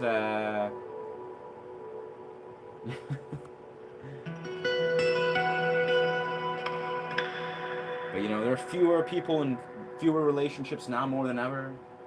There are fewer people making love, fewer people having successful romantic partnerships. It doesn't have a whole lot to do with materialistic dimensions. It's more so there's a deeper pathology at hand that is interfering with how we interact with the opposite sex. That's all I'll say about that. You know, people can look certain ways. We all get different genetics. We all have different skill sets, but there's deeper rooted reasons why people are able to successfully have relationships with the opposite sex. And sadly, we're in a time where those romantic partnerships, you know, love making, it's declining rapidly. And I think that's the answer. If you can address that and understand that, you'll understand how to be an outlier who's actually, you know, getting in healthy romantic relationships and making love. And yeah. But yeah, I don't know. That's the thing I think about a lot. So but yeah, let's see. Oh man, I remember I went through recovery and got it years ago. Yeah, I remember you saying, Floyd, you're the hunter. Yeah, bro. We're all addicted to something. Let's be real here. Even if you're sober, even if you're in recovery and you've recovered, you know, congratulations, like, you know, sincerely. But, you know, I've been sober for 11 years, and respectively, life, when you're living in a sober reality, it will continuously introduce challenges for the vast majority of your life. Like, you got to still live as a human being, no matter, even if you're free from the vices of addictions. You know, humans get addicted to everything. It's a harrowing reality, but it's more of developing a life that you honor, that's full of abundance, that is like, it's kind of like there's this one like sober coach guy that says something about like, it's not about becoming sober, it's about recovering. It's about being in recovery. And recovering is not just about being sober. It's about, how did he say it? It's basically designing a life that you love, that loves sobriety. It's not just like, you know, being sober for the sake of being sober. I mean, that's obviously a huge step, but it's about creating a life that you're thriving in sober. Like, you love it. You're loving every element. And I'll be perfectly honest, there's so much to love and be grateful for in that dimension of, you know, being in this raw state. Play something vampire themed. Homie, don't spam. And no. Thank you, Katerina, but I don't know if I don't know if that has anything to do with anything, but thank you for the blessing. How's the Akusakote interface? Bro, yeah, I use the Scarlett 2i2 interface. Scarlett. Scarlett Focusrite, that's the brand. Focusrite Scarlett 2i2. I hook it up to a Chromebook. You can hook it up to obviously any computer, but I bring a Chromebook because that's what I use for my remote setup. And of course, I use a Tonewood amp as my preamp. So I got my preamp hooked up here. I plug my guitar into the Focusrite, and then the Focusrite's plugged into my Chromebook. And let's see. Oh yes, and the yeah, and we're also plugged in right to the Blackstar Fly. But that's just, you know, the amplifier we're using.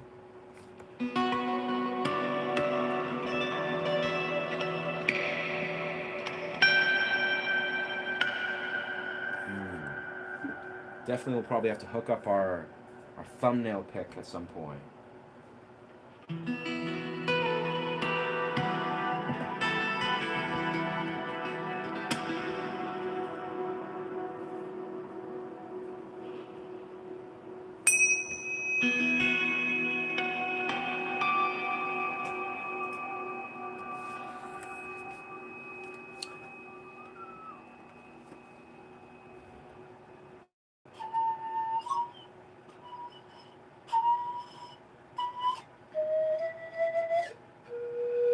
Now we want to be in, yeah, A sharp minor. I don't know why this is always such a like a mind fuck to try to harmonize E major with our A sharp minor, but we'll find it. We'll find it. We'll lock it in. We'll find it. As we were just a moment ago. Whoa. Basically, I'm using this song as a reference to be in the key that I want to play in.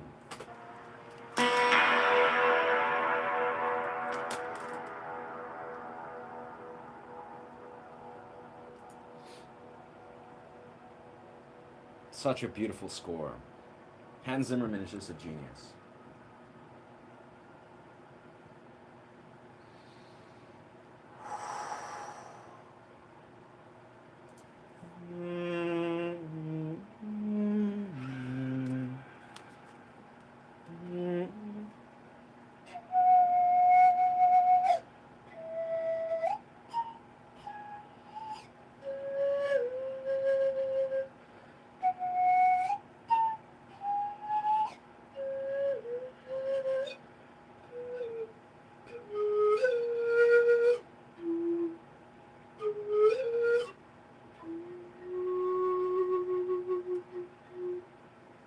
Yeah, so there it is, A sharp minor.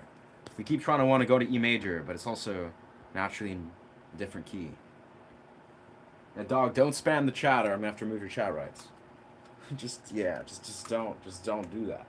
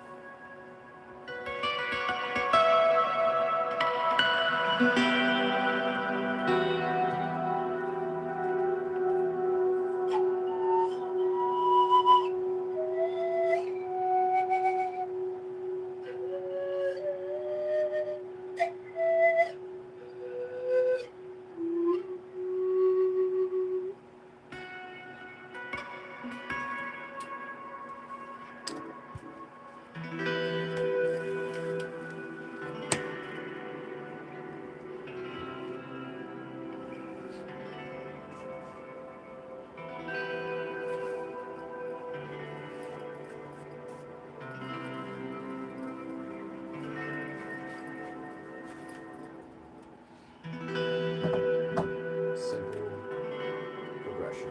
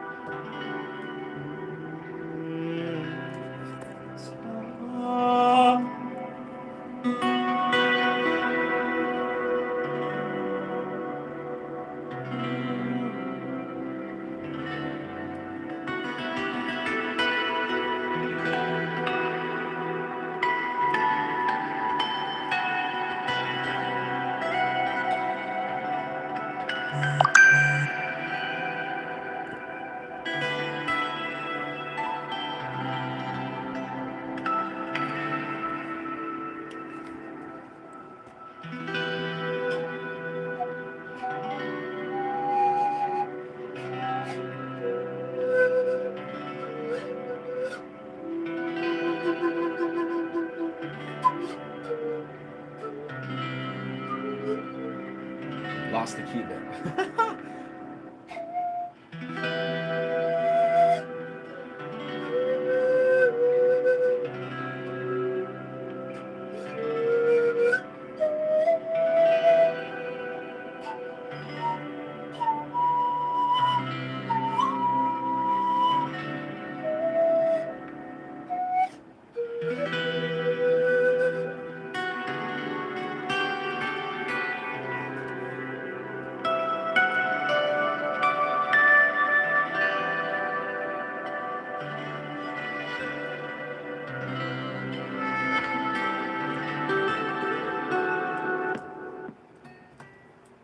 Oh.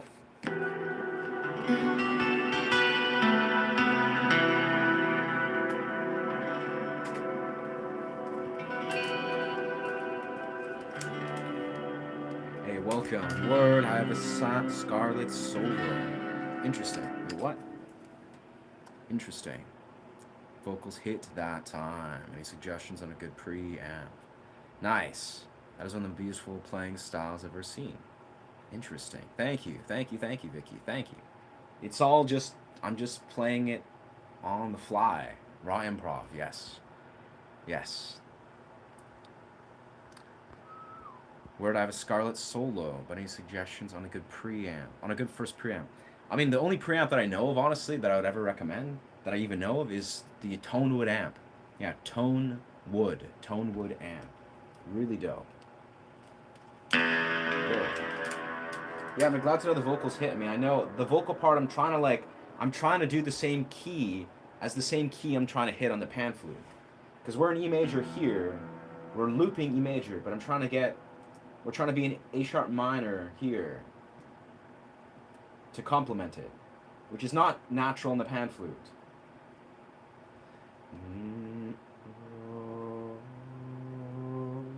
But we'll get there. We'll prime our vocals and we'll prime our pan flute.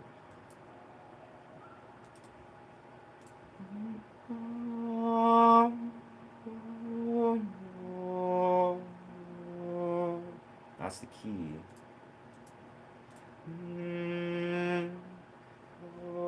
And then of course we amplify it. But it sounds, you gotta like direct it. That's things I'm trying to like direct it into the sound hole of the guitar. So using the guitar hole as a microphone. But I also don't want to like turn off the the live stream camera.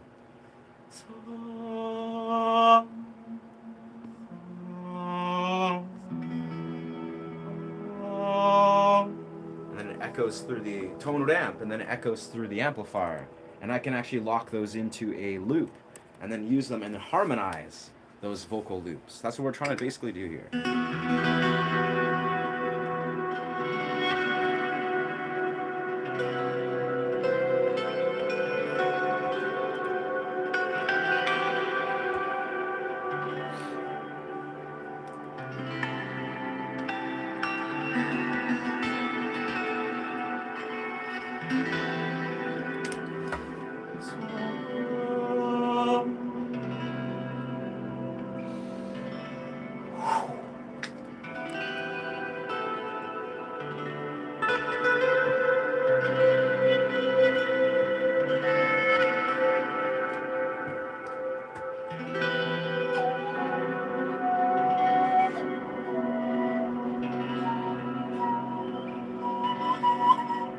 You gotta like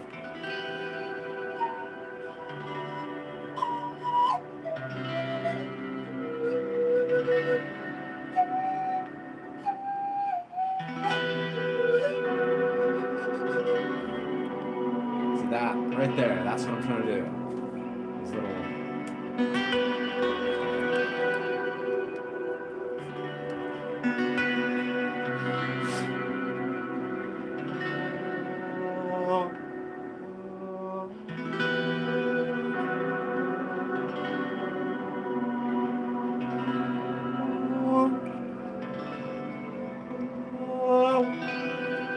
I see when I do that, I guess it flips off because I'm on sideways. If I couldn't keep it there.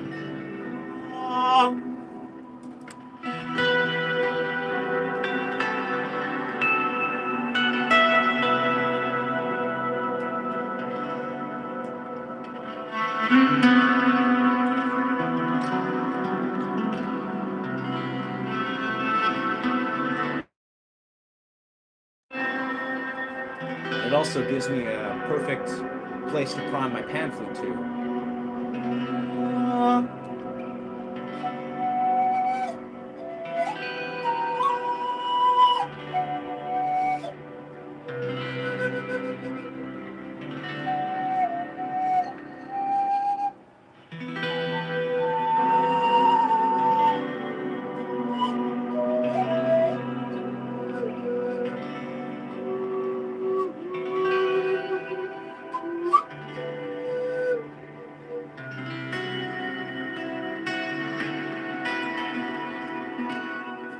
Perfect.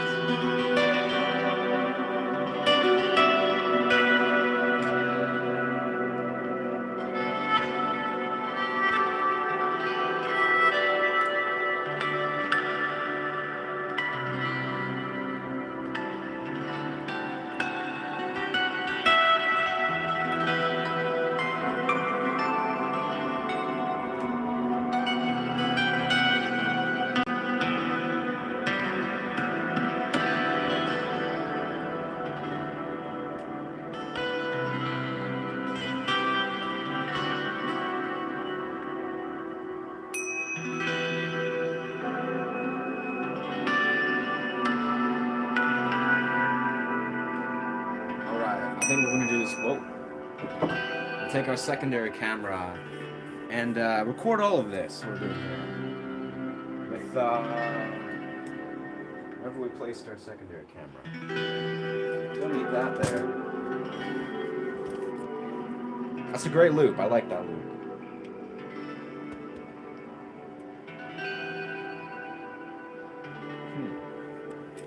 Place it down somewhere ambiguous. Maybe it's here.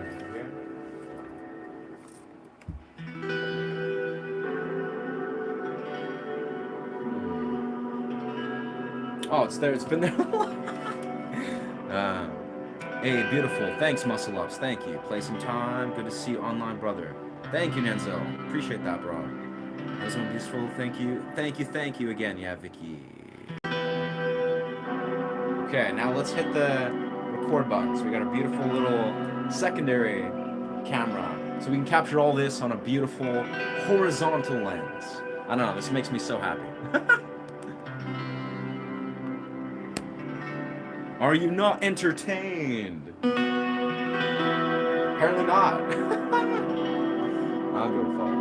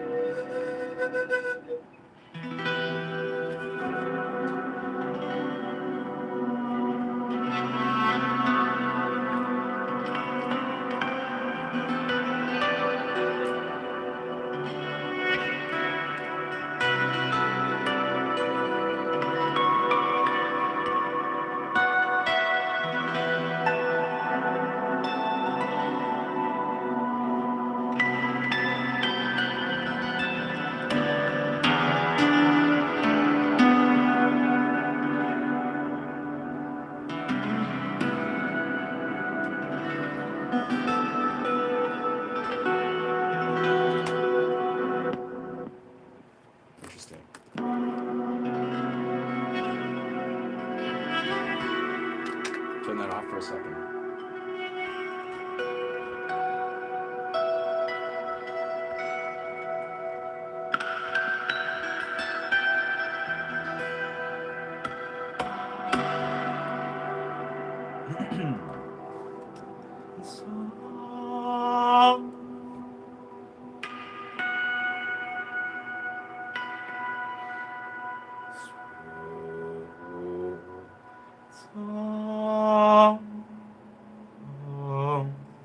I gotta hit the right scale.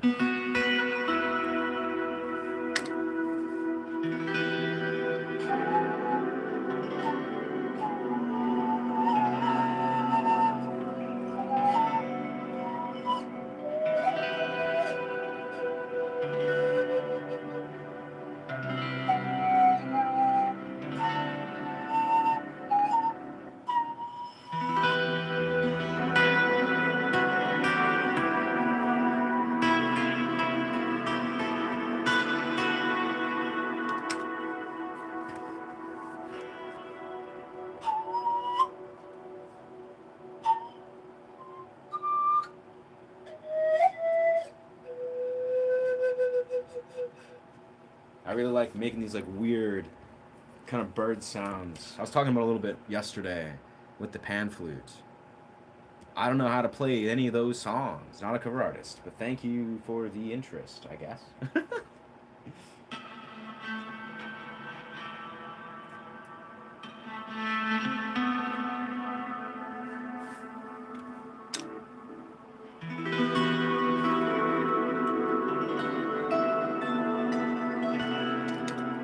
Let's maybe save that and do another loop, I suppose. Keep those because I kind of like those vocals as it primes the beautiful A sharp minor key we want to be in. But let's do a different, fresh loop, I suppose. Let's do something similar, maybe. Key.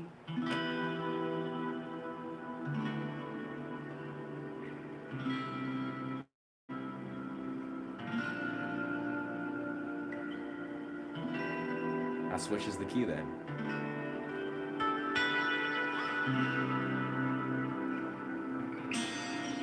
Oh, botched that, but oh well.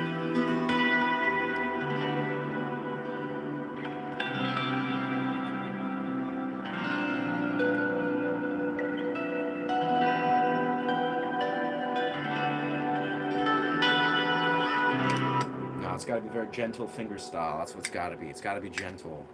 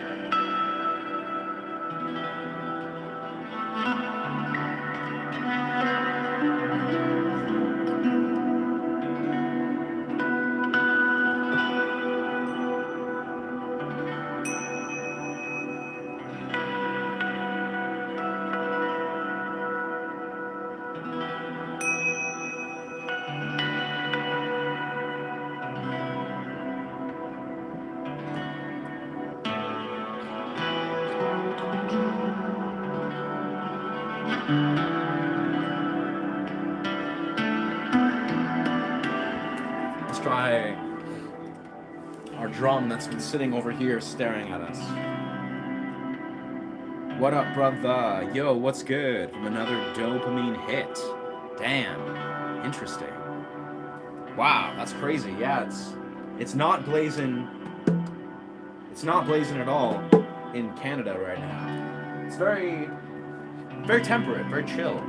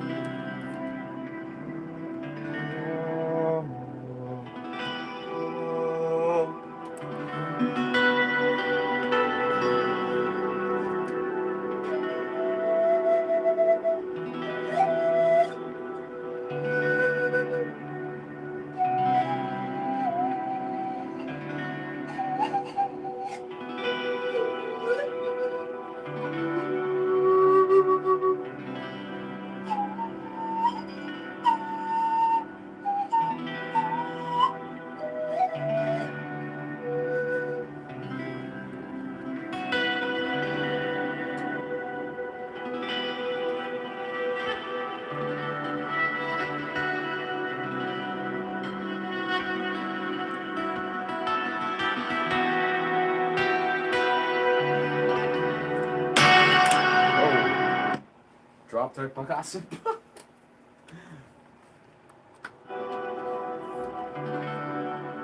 Blips out. Yeah, but we be chilling. It's been good. It's been, as we've sort of expressed, a rather intense week for ourselves. I mean, as we kind of sat with mushrooms the other day, 2 days ago, and have found a very deep sense of clarity. You know, I've noticed it's hard to describe, and we've described it a little bit over the last day or two, but yeah, it's been a very interesting returning and recalibrating these last couple days. You know, returning to the heart resonance, letting ourselves kind of, you know, acknowledge when we're sort of overwhelming or overstimulating ourselves. And of course, you know, part of it's we've been back doing our strength training. You know, we've been officially not injured for 4 days.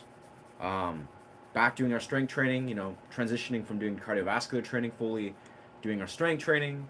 But of course, there's been so much more than just that. Of course, health is not just a continuum relating to physical health, but of course, psychological health, energetic health, spiritual health. Honestly, there's been a lot that I've been unpackaging, and I've been taking it, with stride, letting myself I took a swift break, a solid week off from doing YouTube as a whole. Like, really, still focusing and working on projects and editing stuff, but really just like letting it take a back seat to the more important elements of my life and my health. So that's been, relevant.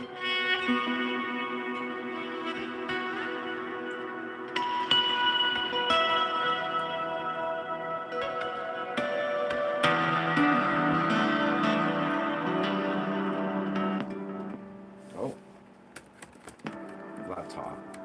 Probably plug that into our computer. But hope you've been well out there, my guy.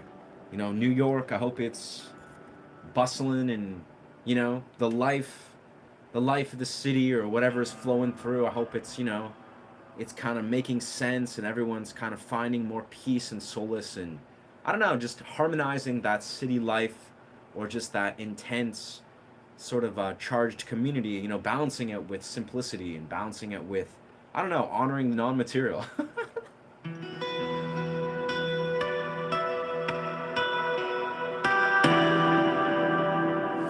I've noticed myself increasingly attracted to stepping away from social media.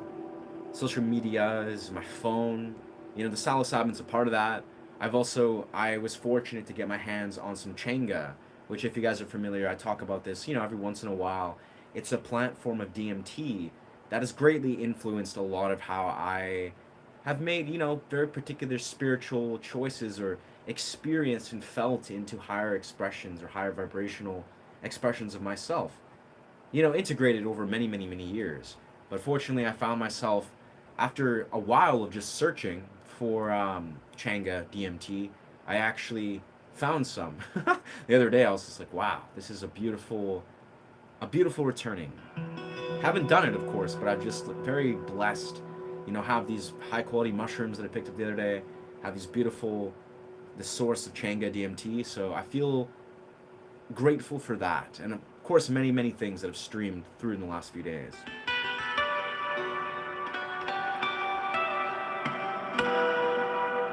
But with that, I've been really just letting myself focus my energy on creating this, music. And as I have the last week or two, I've been really diving deep into my busking dimensions, as I've been releasing some content where I've been doing my busking sessions on my live streams and just doing these very successful busking sessions. So that feels really good to be like making breakthroughs and strides in my busking performances, which has been a huge part of my focus the last couple weeks. I kind of made a conscious decision a couple weeks back where I'm like, I'm not going to focus on grinding streams, or I want to just create high quality long format YouTube content. And a huge part of that for me is pushing myself in my comfort zone, challenging myself as a guitarist and a performer, and just going out and busking. And fortunately, I had about a week back, like a solid week where I was busking frequently and was really just having some of the most powerful interactions and the most successful busking sessions I've ever had in my life. Truthfully, like the sessions that I captured and put on my long format content were literally some of the best busking sessions I've ever had yet. And honestly, it's only been an uphill or a downhill strife from there, where I've noticed like there's been so much momentum and inspiration and desire to go out and just playfully explore those busking dimensions, which kind of, as I've expressed openly,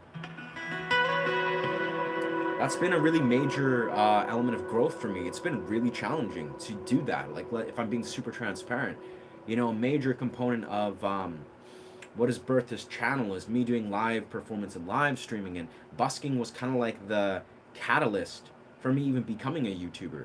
But in all honesty, busking in itself is extremely uncomfortable and extremely challenging. At least for me, it's been. And to see myself literally be in a place where I'm like, whoa, I'm actually in a whole new dimension of it, where it's much easier for me, if not like very easy. And it's almost always, it's been received in an entirely different way. Be it I've calibrated my sound setup, I feel more confident, I've been doing more intricate, composition, improvisational ideas. So it all comes down to, just a lot of raw effort and hard work. But, as I move forward as a YouTuber, I really feel confident being like, all I want to do is like, streams are dope. I love streaming.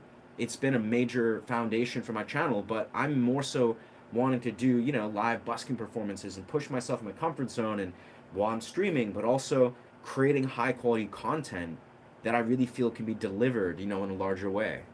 So that's been real for me. It's just grinding outside of the YouTube sphere, trying to just be the best performer I can be, and it's been translating, fortunately.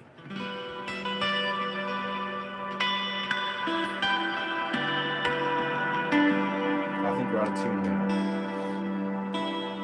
So that's been kind of a major update in my life lately. But yeah, lots of stuff behind the scenes. I've been trying really just to continuously focus my spiritual and psychological growth, because of course it goes hand in hand with everything I do. Like I feel like I invariably desire to always focus my health, harmonize my spiritual health, my psychological health, and almost like it's a mirror. Like if I'm able to show up and show up as the highest expression of myself, be it through YouTube or performance or busking or whatever, it is always a reflection of a lot of hard work and a lot of efforts translating into me harmonizing myself.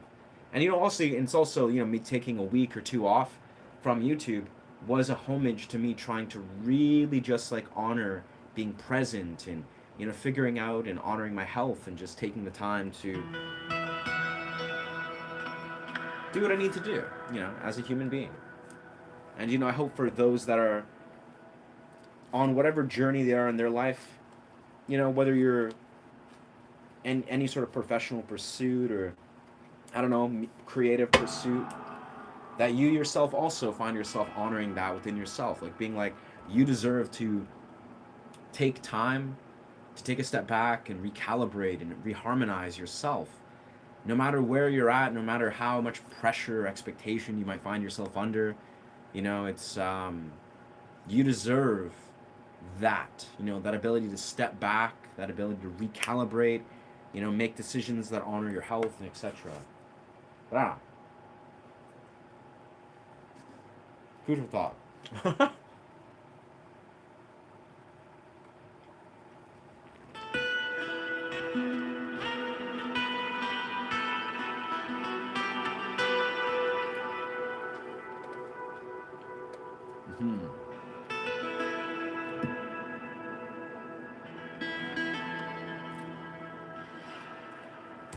I need to quickly just wash my hands.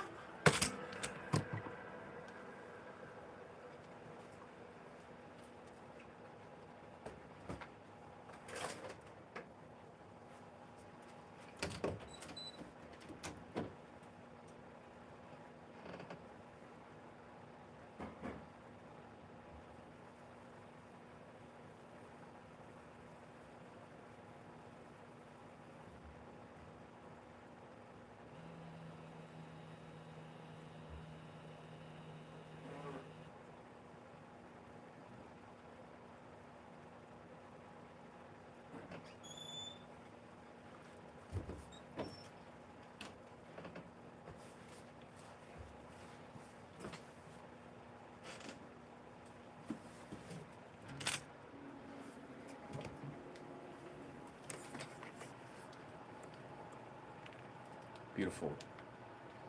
I think that's enough footage for that secondary camera. And it's something I've been stoked on, I've been repeating over and over again. It's like, we've got this secondary POV camera that we've equipped our setup so we can record some beautiful horizontal footage alongside what we do, on our vertical streams. Just what is busking? Where's the tip jar? Do I have Zeller? Just cleared up what busking is. Oh, I see. Yeah, bro. I mean, busking, yeah, I guess not everyone's familiar. I have a card that I've printed. I don't think, it came, it's come to my attention that obviously you can't be on a live stream and scan a phone. I don't think so. I don't think you see any scan card, but this is my card. This is what I use for my busking. and of course I use it for my YouTube as well. But it's primarily when I'm physically busking. I mainly just get tips, cash, change, and whatever. But this is a Ko-Fi. I printed this out the other day. I got Ko-Fi.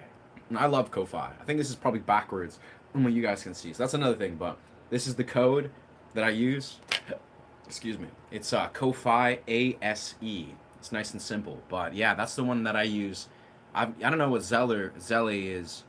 Well, I'm sure it's like a form of Cash App or something. But I use Ko-Fi. It's a good one. It's a good one. I don't know. I don't know the differences, but I need to wipe off the strings I got. Where's that? I don't know, but honestly, I think a core thought. Busking, much like live streaming, much like being a YouTuber, it's very ambiguous. It's very ambiguous. Like in truth, you never really know how, when, or why necessarily people tip you. I mean, busking is a little different when you're like, in the middle of a SkyTrain or a park and you're physically playing and people are like physically they can interact with you and support and infer and whatever. That seems always to be like a very powerful way to be present, to perform, to do these things. It's like, I love live streaming, but it's obviously it's a dimension that's a little bit impersonal. As much as you can try to make it more of a personalized experience, it's I don't know, it's a very different domain.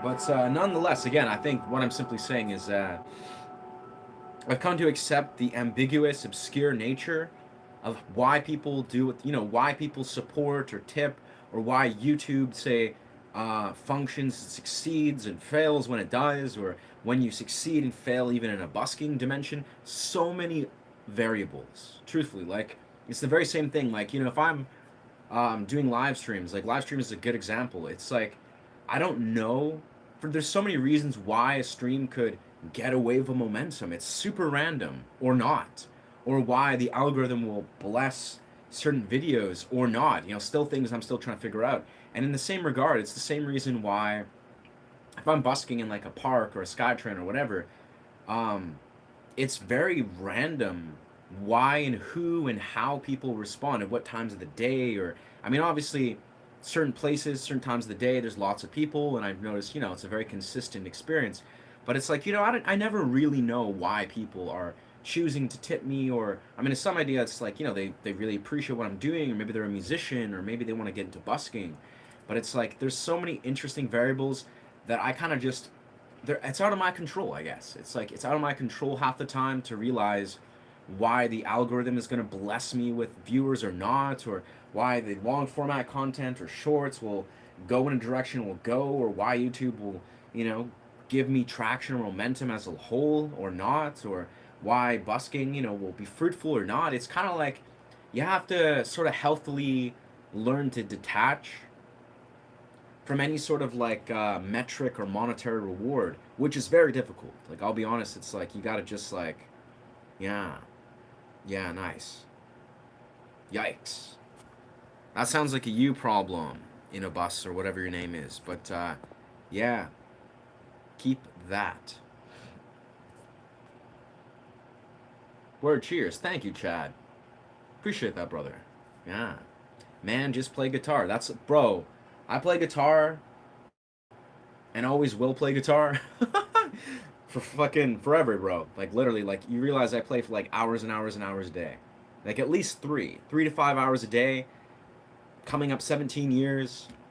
Yeah. Obviously, I just play guitar.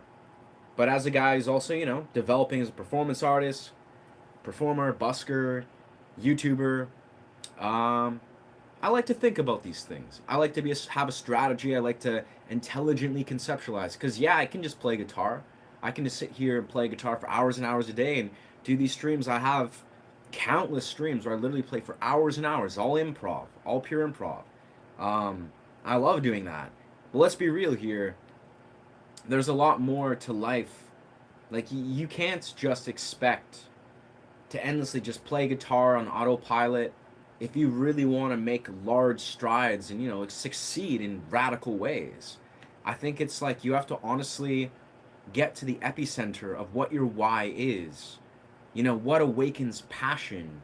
What is challenging yourself? What is pushing yourself your comfort zone while it's aligned with your integrity and your intention? So yeah, I hear you, and I think you're just saying play guitar, maybe via stream or just have fun and play guitar, and I agree. But as a guy his entire life is centered around playing guitar, and many things, playing guitar is just it's an element of it. But also, I think you gotta be eager, you gotta be intelligent, you gotta really be a free thinker. And you just gotta have fun.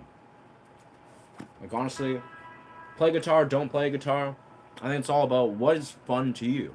Like to me, being a YouTuber, like succeeding as a YouTuber is probably the most exquisite game and dimension of fun that I could ever imagine. Being a YouTuber, busking, pushing myself in my comfort zone, challenging myself. That's fun to me.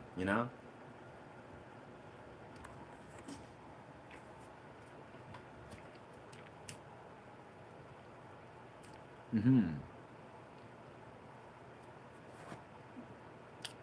What exactly you're trying to succeed in. Mm-hmm. Mm-hmm. Many things. I would say if my specialty, if we're gonna say like I'm not a trained concert musician, brother, or a concert yeah, like guitarist, but I'm just a guy that's played guitar for many, many years, developed his own style, gotten pretty good at improv, composition. So yeah, my focus, what I'd specialize in is harmonics, definitely improvisation, composing from improvisations. As of late, yeah, learning to perform, busk. I create meditative sound journeys. Like that's a huge element of what I do is my focus among, technically challenging myself is basically trying to create a healthy meditative musical experience. Like not just trying to write music and get masterful composing. That's a fun challenge to me. That's a beautiful element of playing guitar and getting good at it. But I would say what I really desire to focus is just creating a beautiful, blissful, meditative experience for the perceiver. That's really been something that I really desire to do. Now, part of doing that is specializing in improvisation. I've been focusing, learning improv, and fine tuning my abilities to improvise for like 9 years now. So I'm not new to it. I would say I'm leaning into specializing in improv. Busking is street performance. Yeah. Yeah, busking is like you go to parks, you go to markets, you go to SkyTrain stations, and you bring a roving performance and you play for strangers and you make money.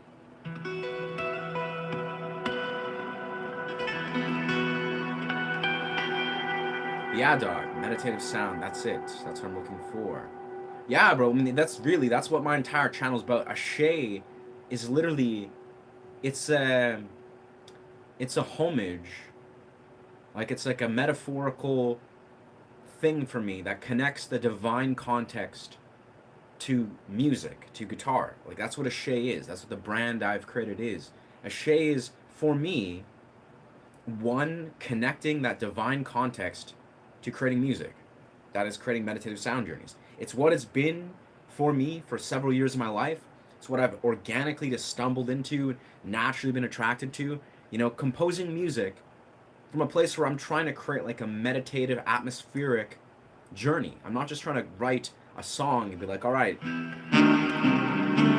watch that. But it's not just like four chords. I can write many different genres. But for me, what has been cathartic, what has been healing, what has been resonant and felt so good is creating meditative sound journeys. Like free form styles of improv that creates like a meditative experience.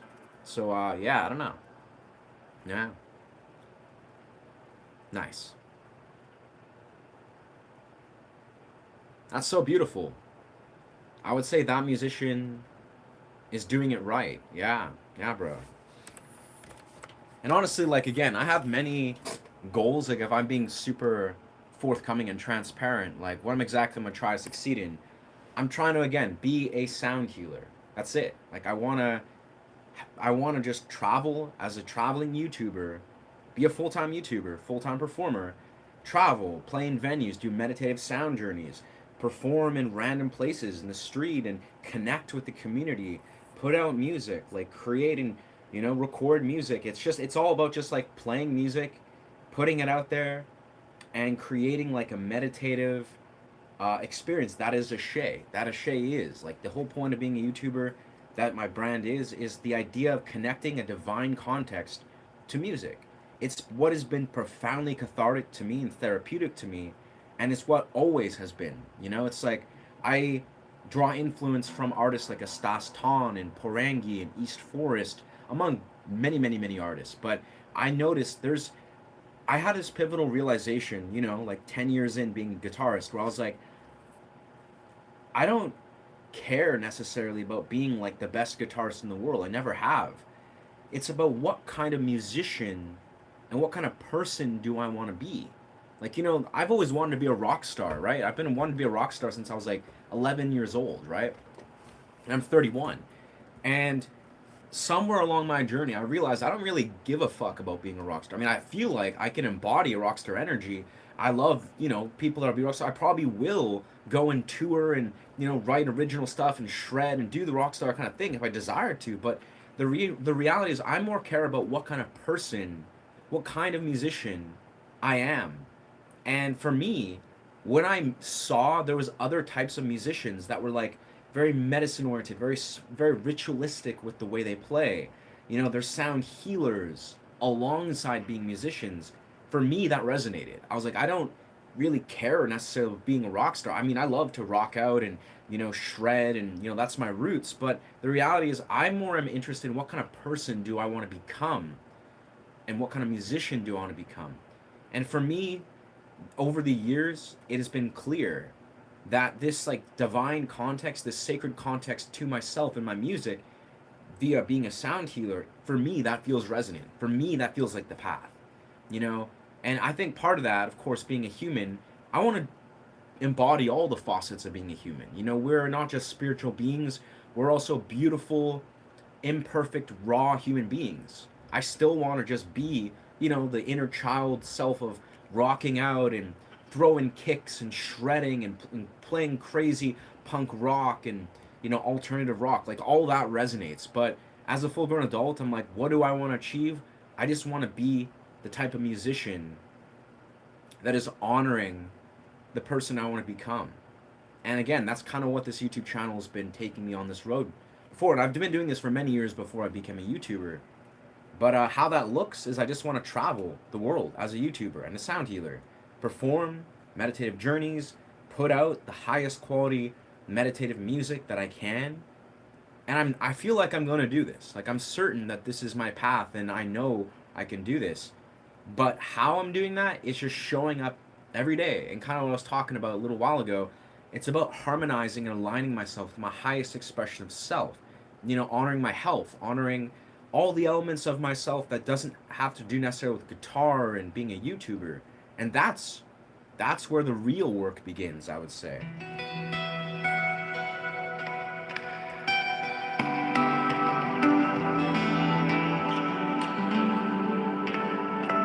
But it's also, it's a high honor to do that. To find something that inspires me to want to be my highest expression of self. But yeah, thank you for sharing the rod, the OD Rosiah. Interesting. Yeah, it goes deep. I mean, but that's I don't know, that's part of my vision here. And again, I'm like only been doing this for 11 months now. I've been growing this YouTube from nothing. Really like stepping into my busking journey only really just these last like 5-6 months. Like I've been learning to busk for about a year and a half now, but this last like 11 months has been like massive, but also extraordinarily challenging. Like really, I have so far to go in this YouTube journey. But the fact that I'm on it is just like that alone is an extraordinary blessing, you know? Anyway, you're still a kid to me. My son is 28, oldest daughter is 35. Yeah. Yeah. Yeah. Yeah, dog. I am young. Bro, I'm 31. I'm 31 and I'm a dude that, looks physically like I'm like 20 or something. So it's like I am a kid. I'm 31. Honestly, I don't see 31 as old even remotely. Like if a person's 30 or in their 30s and like, "Oh, I'm so old." It's like they haven't lived their life. Like they don't even understand what life really is necessarily. I mean, they do maybe, but like they don't understand like the nature of embodiment. If they believe that, "Oh, I'm 30 years old, I'm fucking old." It's like, no, you're young as shit. And like as a 31-year-old, I mean, I feel like I've lived for 31 years. Like I feel like I've really fulfilled and achieved so much for 31, but I have so many years to go. Like I feel like, very humble and young at heart to be like, man, there's so much that I'm really excited to be embarking on.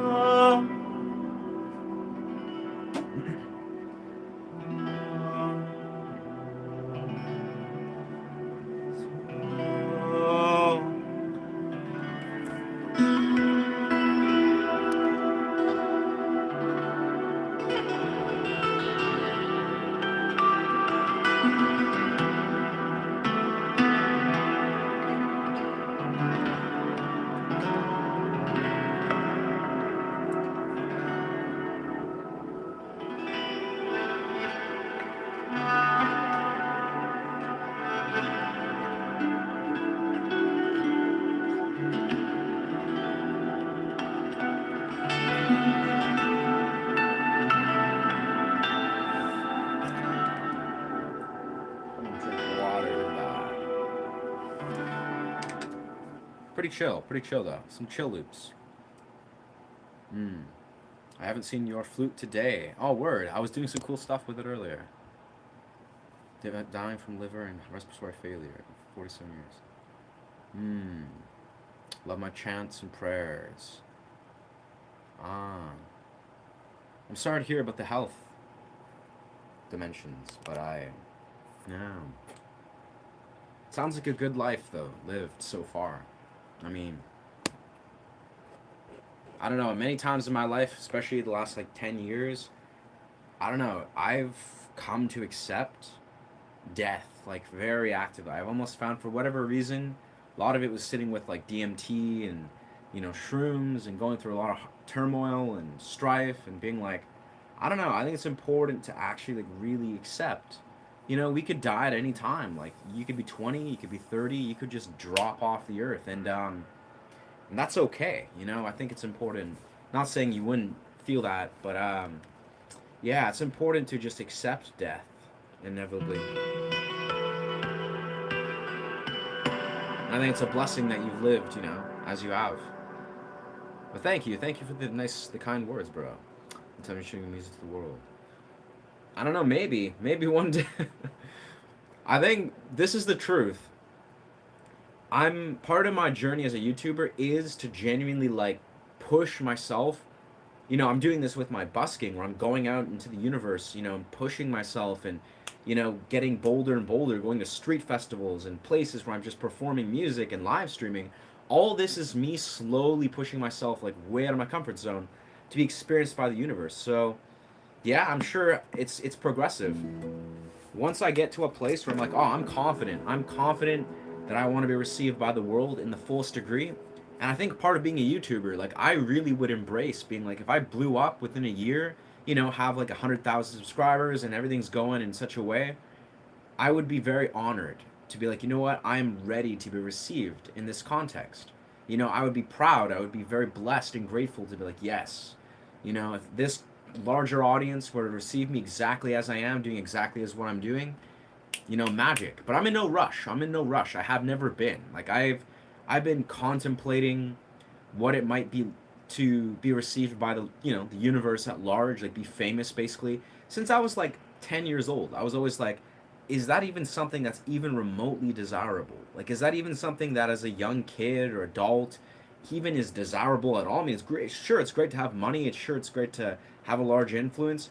But if you don't even know who you are, if you don't even know what your vision is, your mission is, you haven't really healed yourself, you don't even understand what the world is, I don't think there's a very strong strength in or a very strong benefit in being famous. So I think there's a time and place. There's a sacred divine timing in when you should be producing yourself to the universe at large. And I think my time is coming, surely. Like I think growing YouTube is my organic way of being like, you know what, I want to be received in a larger context, musically, creatively, for who I am. And yeah, this is the journey. This is the quest, I guess.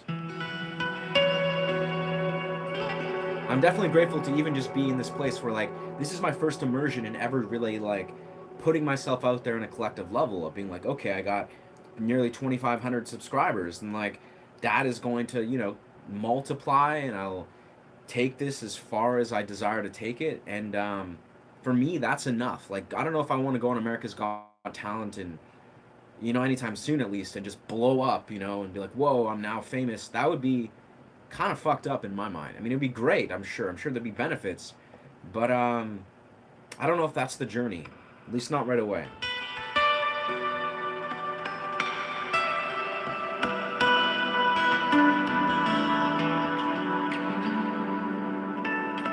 And I mean, I don't know, maybe it's my own bias and belief system, but I think there's many benefits to not being famous. Like, truthfully, there's many benefits to not having that overwhelming sense of, like, expectations and pressure and weird sort of agendas and materialism thrusted on you. I think that's a really fucked up thing to experience.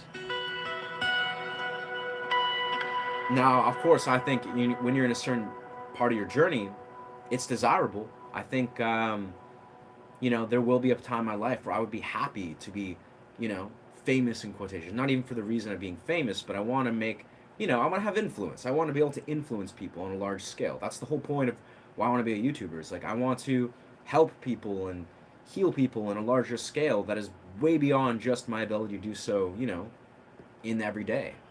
So that's appealing and attractive to me.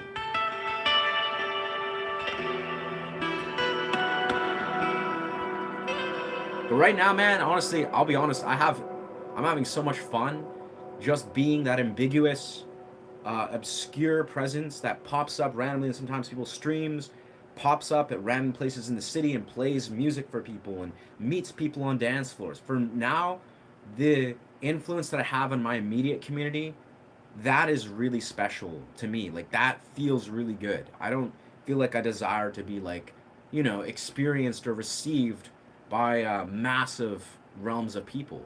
At least not right away. But the trigger of your life. You can't win the lottery without buying the tickets. Yeah. Death is a transformation. That it is. Bless. Bless. Thank you, Zon. Thank you, Zonite. Blessings from Canada. Blessings from Canada, guy. Yeah. Yeah, no, I'm not saying, again, Maxwell, I've contemplated this for most of my life. Like, I've been contemplating what it would mean to be famous. Like, I had the ability, not saying I would have done it, who knows, but I basically was trained to be an actor because I'm a twin. I did acting since I was like 7 years old. For like 3-4 years, I was doing commercials and film and television, and I they told me like you should go to acting school and be a professional actor when I was like 9 years old. I had an opportunity to like lean into that. Like, oh, I could have like really, because I was doing fine as a young actor. I was actually doing quite well, and I really liked it.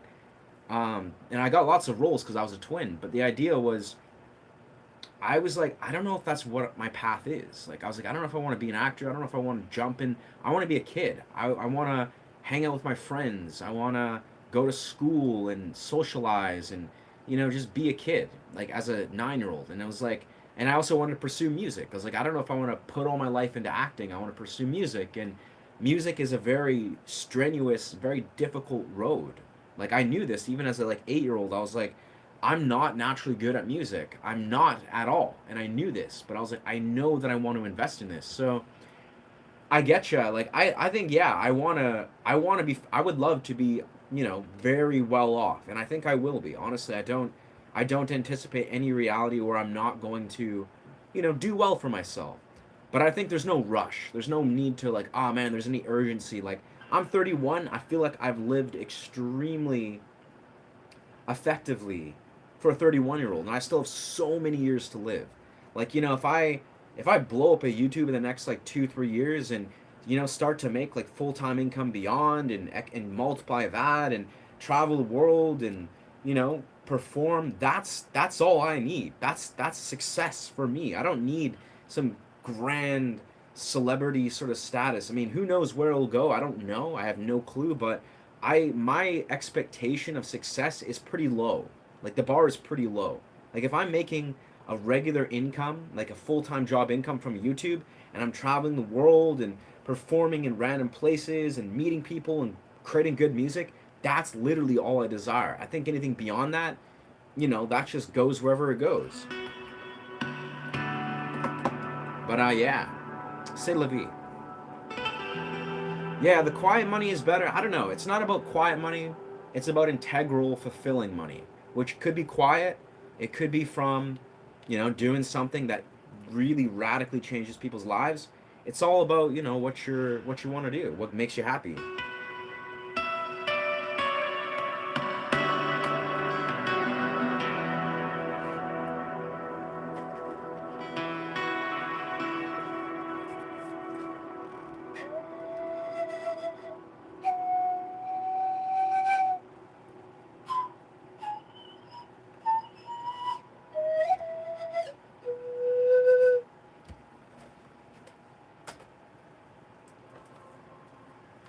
I'm gonna see if I can prime my ear.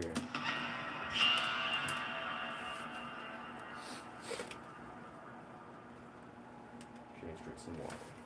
Remember to stay hydrated. Humans. Oh, it's knocked over my speaker. Let's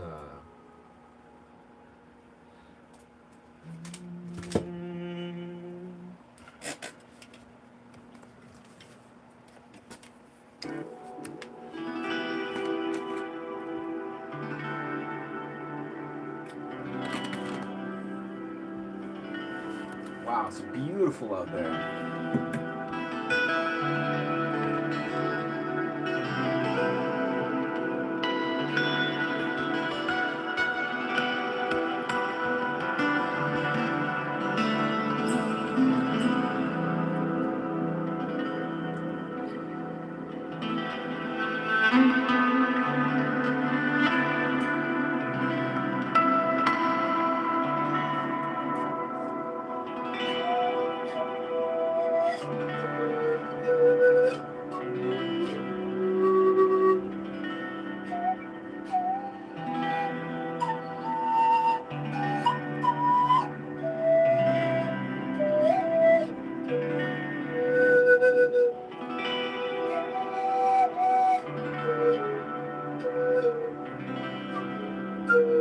Ah, missed the key.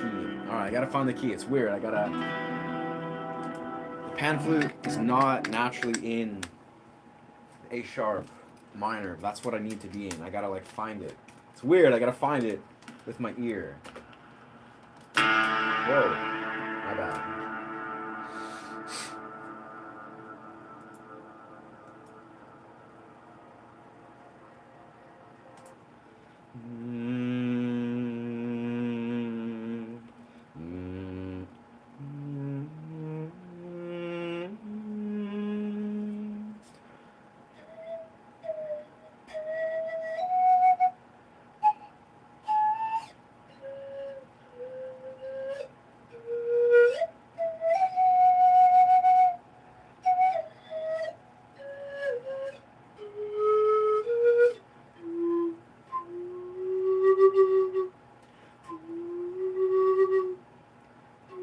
think that's what I gotta do is lean into that one note, and that's officially.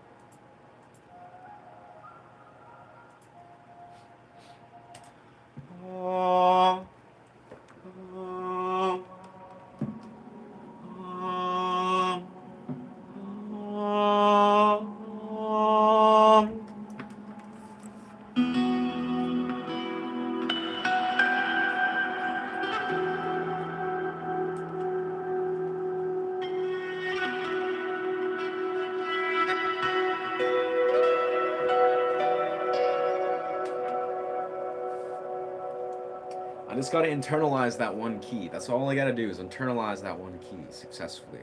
I know he makes 2K USD a month and 400 subs. He streams a lot though. Yeah. Yeah. I don't know though. It's 2K a month. I guarantee, dog, he doesn't make the majority of that 2K from streams. Very likely. Like, he's got 4K, which is not bad. That's a great place to be.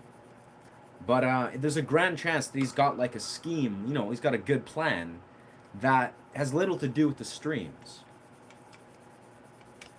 The streams, like, streaming is a magical way to connect with your audience, to consistently understand how to create your business, and really it's a genius way, especially when you're in a large audience. Like, but the reality is, like, you know, if I do a stream that gets like 7,000 views and I do it for like an hour or two, and I get like, you know, a couple donations and I get ad revenue, I'm still making like $30, you know, like 20, $30 at most. Like, I'm making like very little at the most optimal streams. Like, these streams that I do for like casually, you know, just to reach my audience and experiment and explore, those are fun. But for people to really cash it on YouTube, you got to succeed at very specific things. And yeah, I don't know, it varies a lot. You know, finance YouTubers, they make a very different, you know, ad revenue market. They have, or CPM or whatever, RPM, as do different, you know, niches. I make a pretty good CPM. Like, my CPM is actually higher than most, especially for my niche. But even then, like, if I want to make like serious money just off of views, you know, I gotta be pushing long format YouTube or streams that are offline in the, you know, hundreds of thousands of views, which is not unrealistic. It's definitely a place you can achieve, but it requires a very like specific, specialized strategy, but not impossible. Honestly, not even that difficult if you're, you know, a successful, in quotations, YouTuber. Like, if you've actually hit a certain place. Pawoomp, yeah. Perhaps up to 20K. I feel like once you're 100K, you're making 8K monthly. Not necessarily, dog.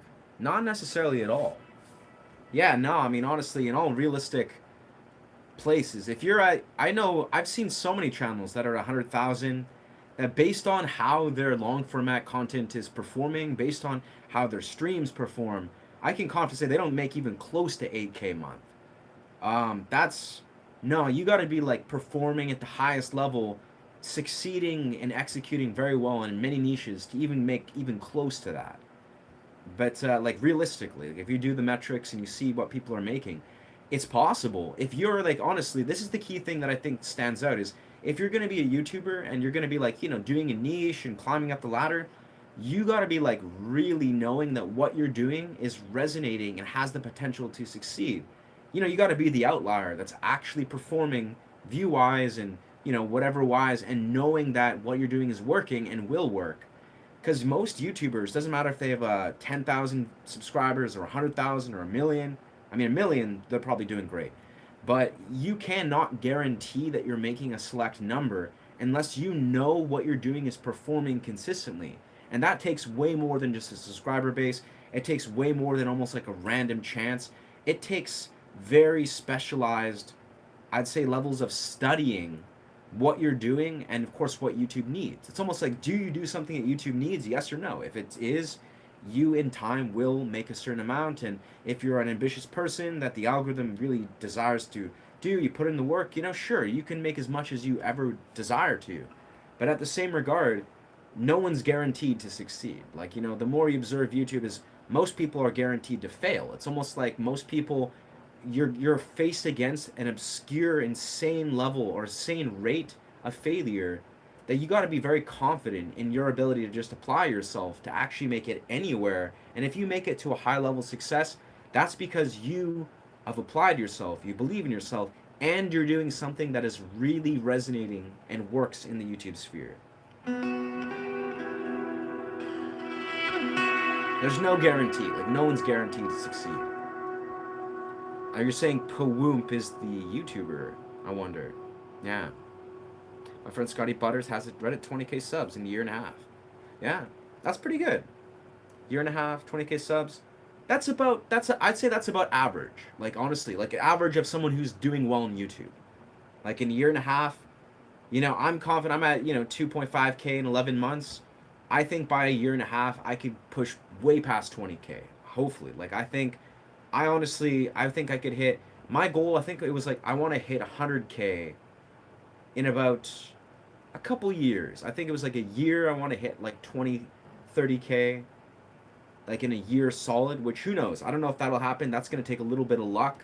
Honestly, like all of YouTube, the way I see it is it's hard work meeting luck. Like it's literally like luck being like you're putting in the consistent effort and it's getting recognized. Because every little stride I've ever made in YouTube has been super random. I swear. Like when I've been like, oh, I've gone from 0 to here and here to there, it's always been very like ambiguous and confusing where I've never been like, oh, this is when I'm going to hit this mark.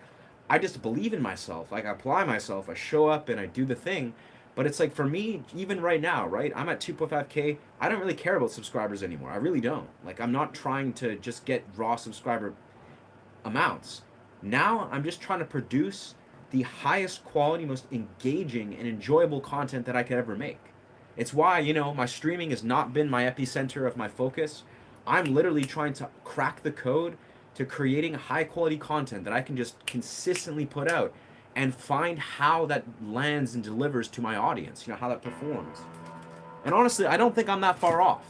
In all truth, like based on how these things work, I could see in a number of months if I start like nailing my dynamic, like putting out high quality, beautifully recorded, busking sessions that are engageable and really good quality content in long format, release them like 4 or 5 days a week and frickin' do that nonstop, and that's just the life I live. I could see within like 2-3 months having a number of videos blow up and be like, oh wow, I've just 10x'd everything I do.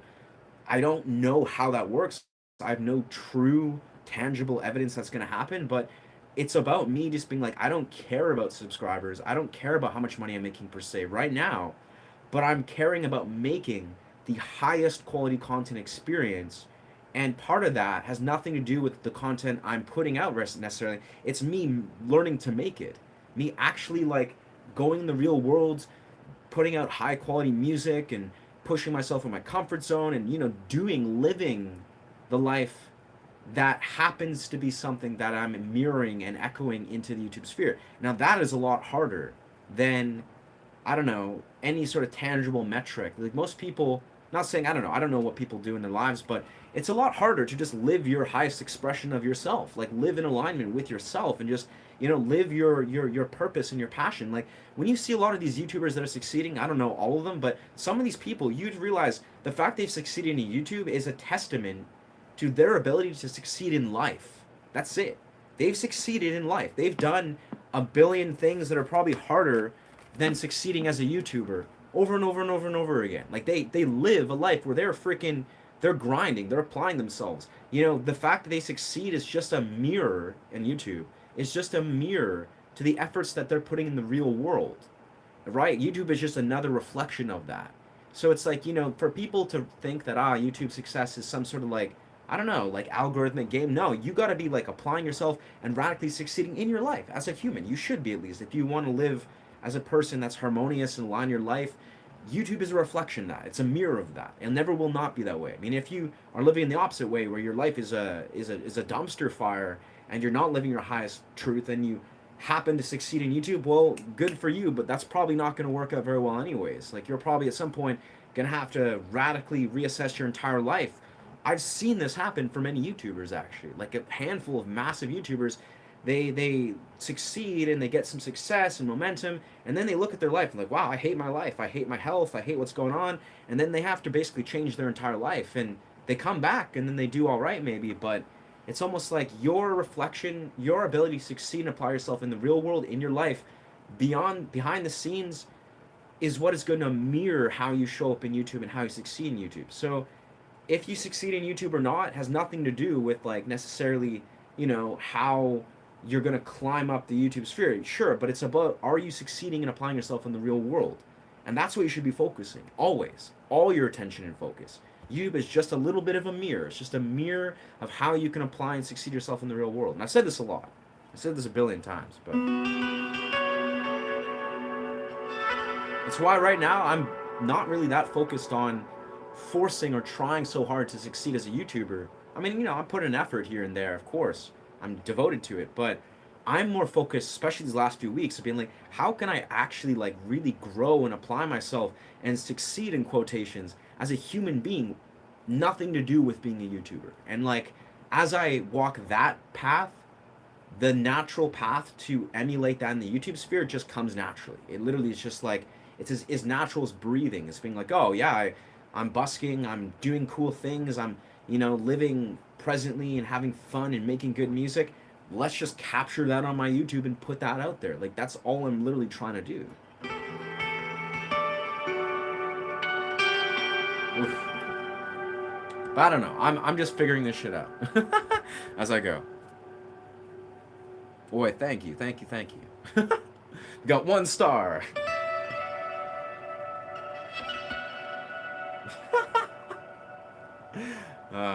Anyways, rants over.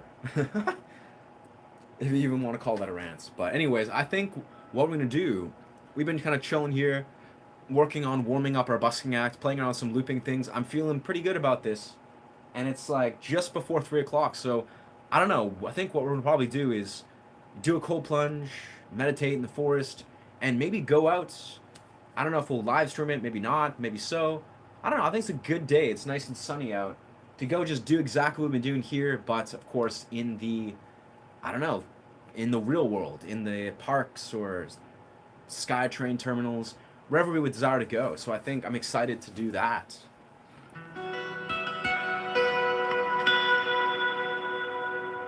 But who knows? Reality has been interesting lately, where I've been really feeling an invitation, like a call to just really just root myself in, well, the psilocybin kind of journey just has made me really desire to integrate a lot of things and not really feel like, the desire to really just be around human beings a whole lot. Like, that's been an interesting sort of parallels.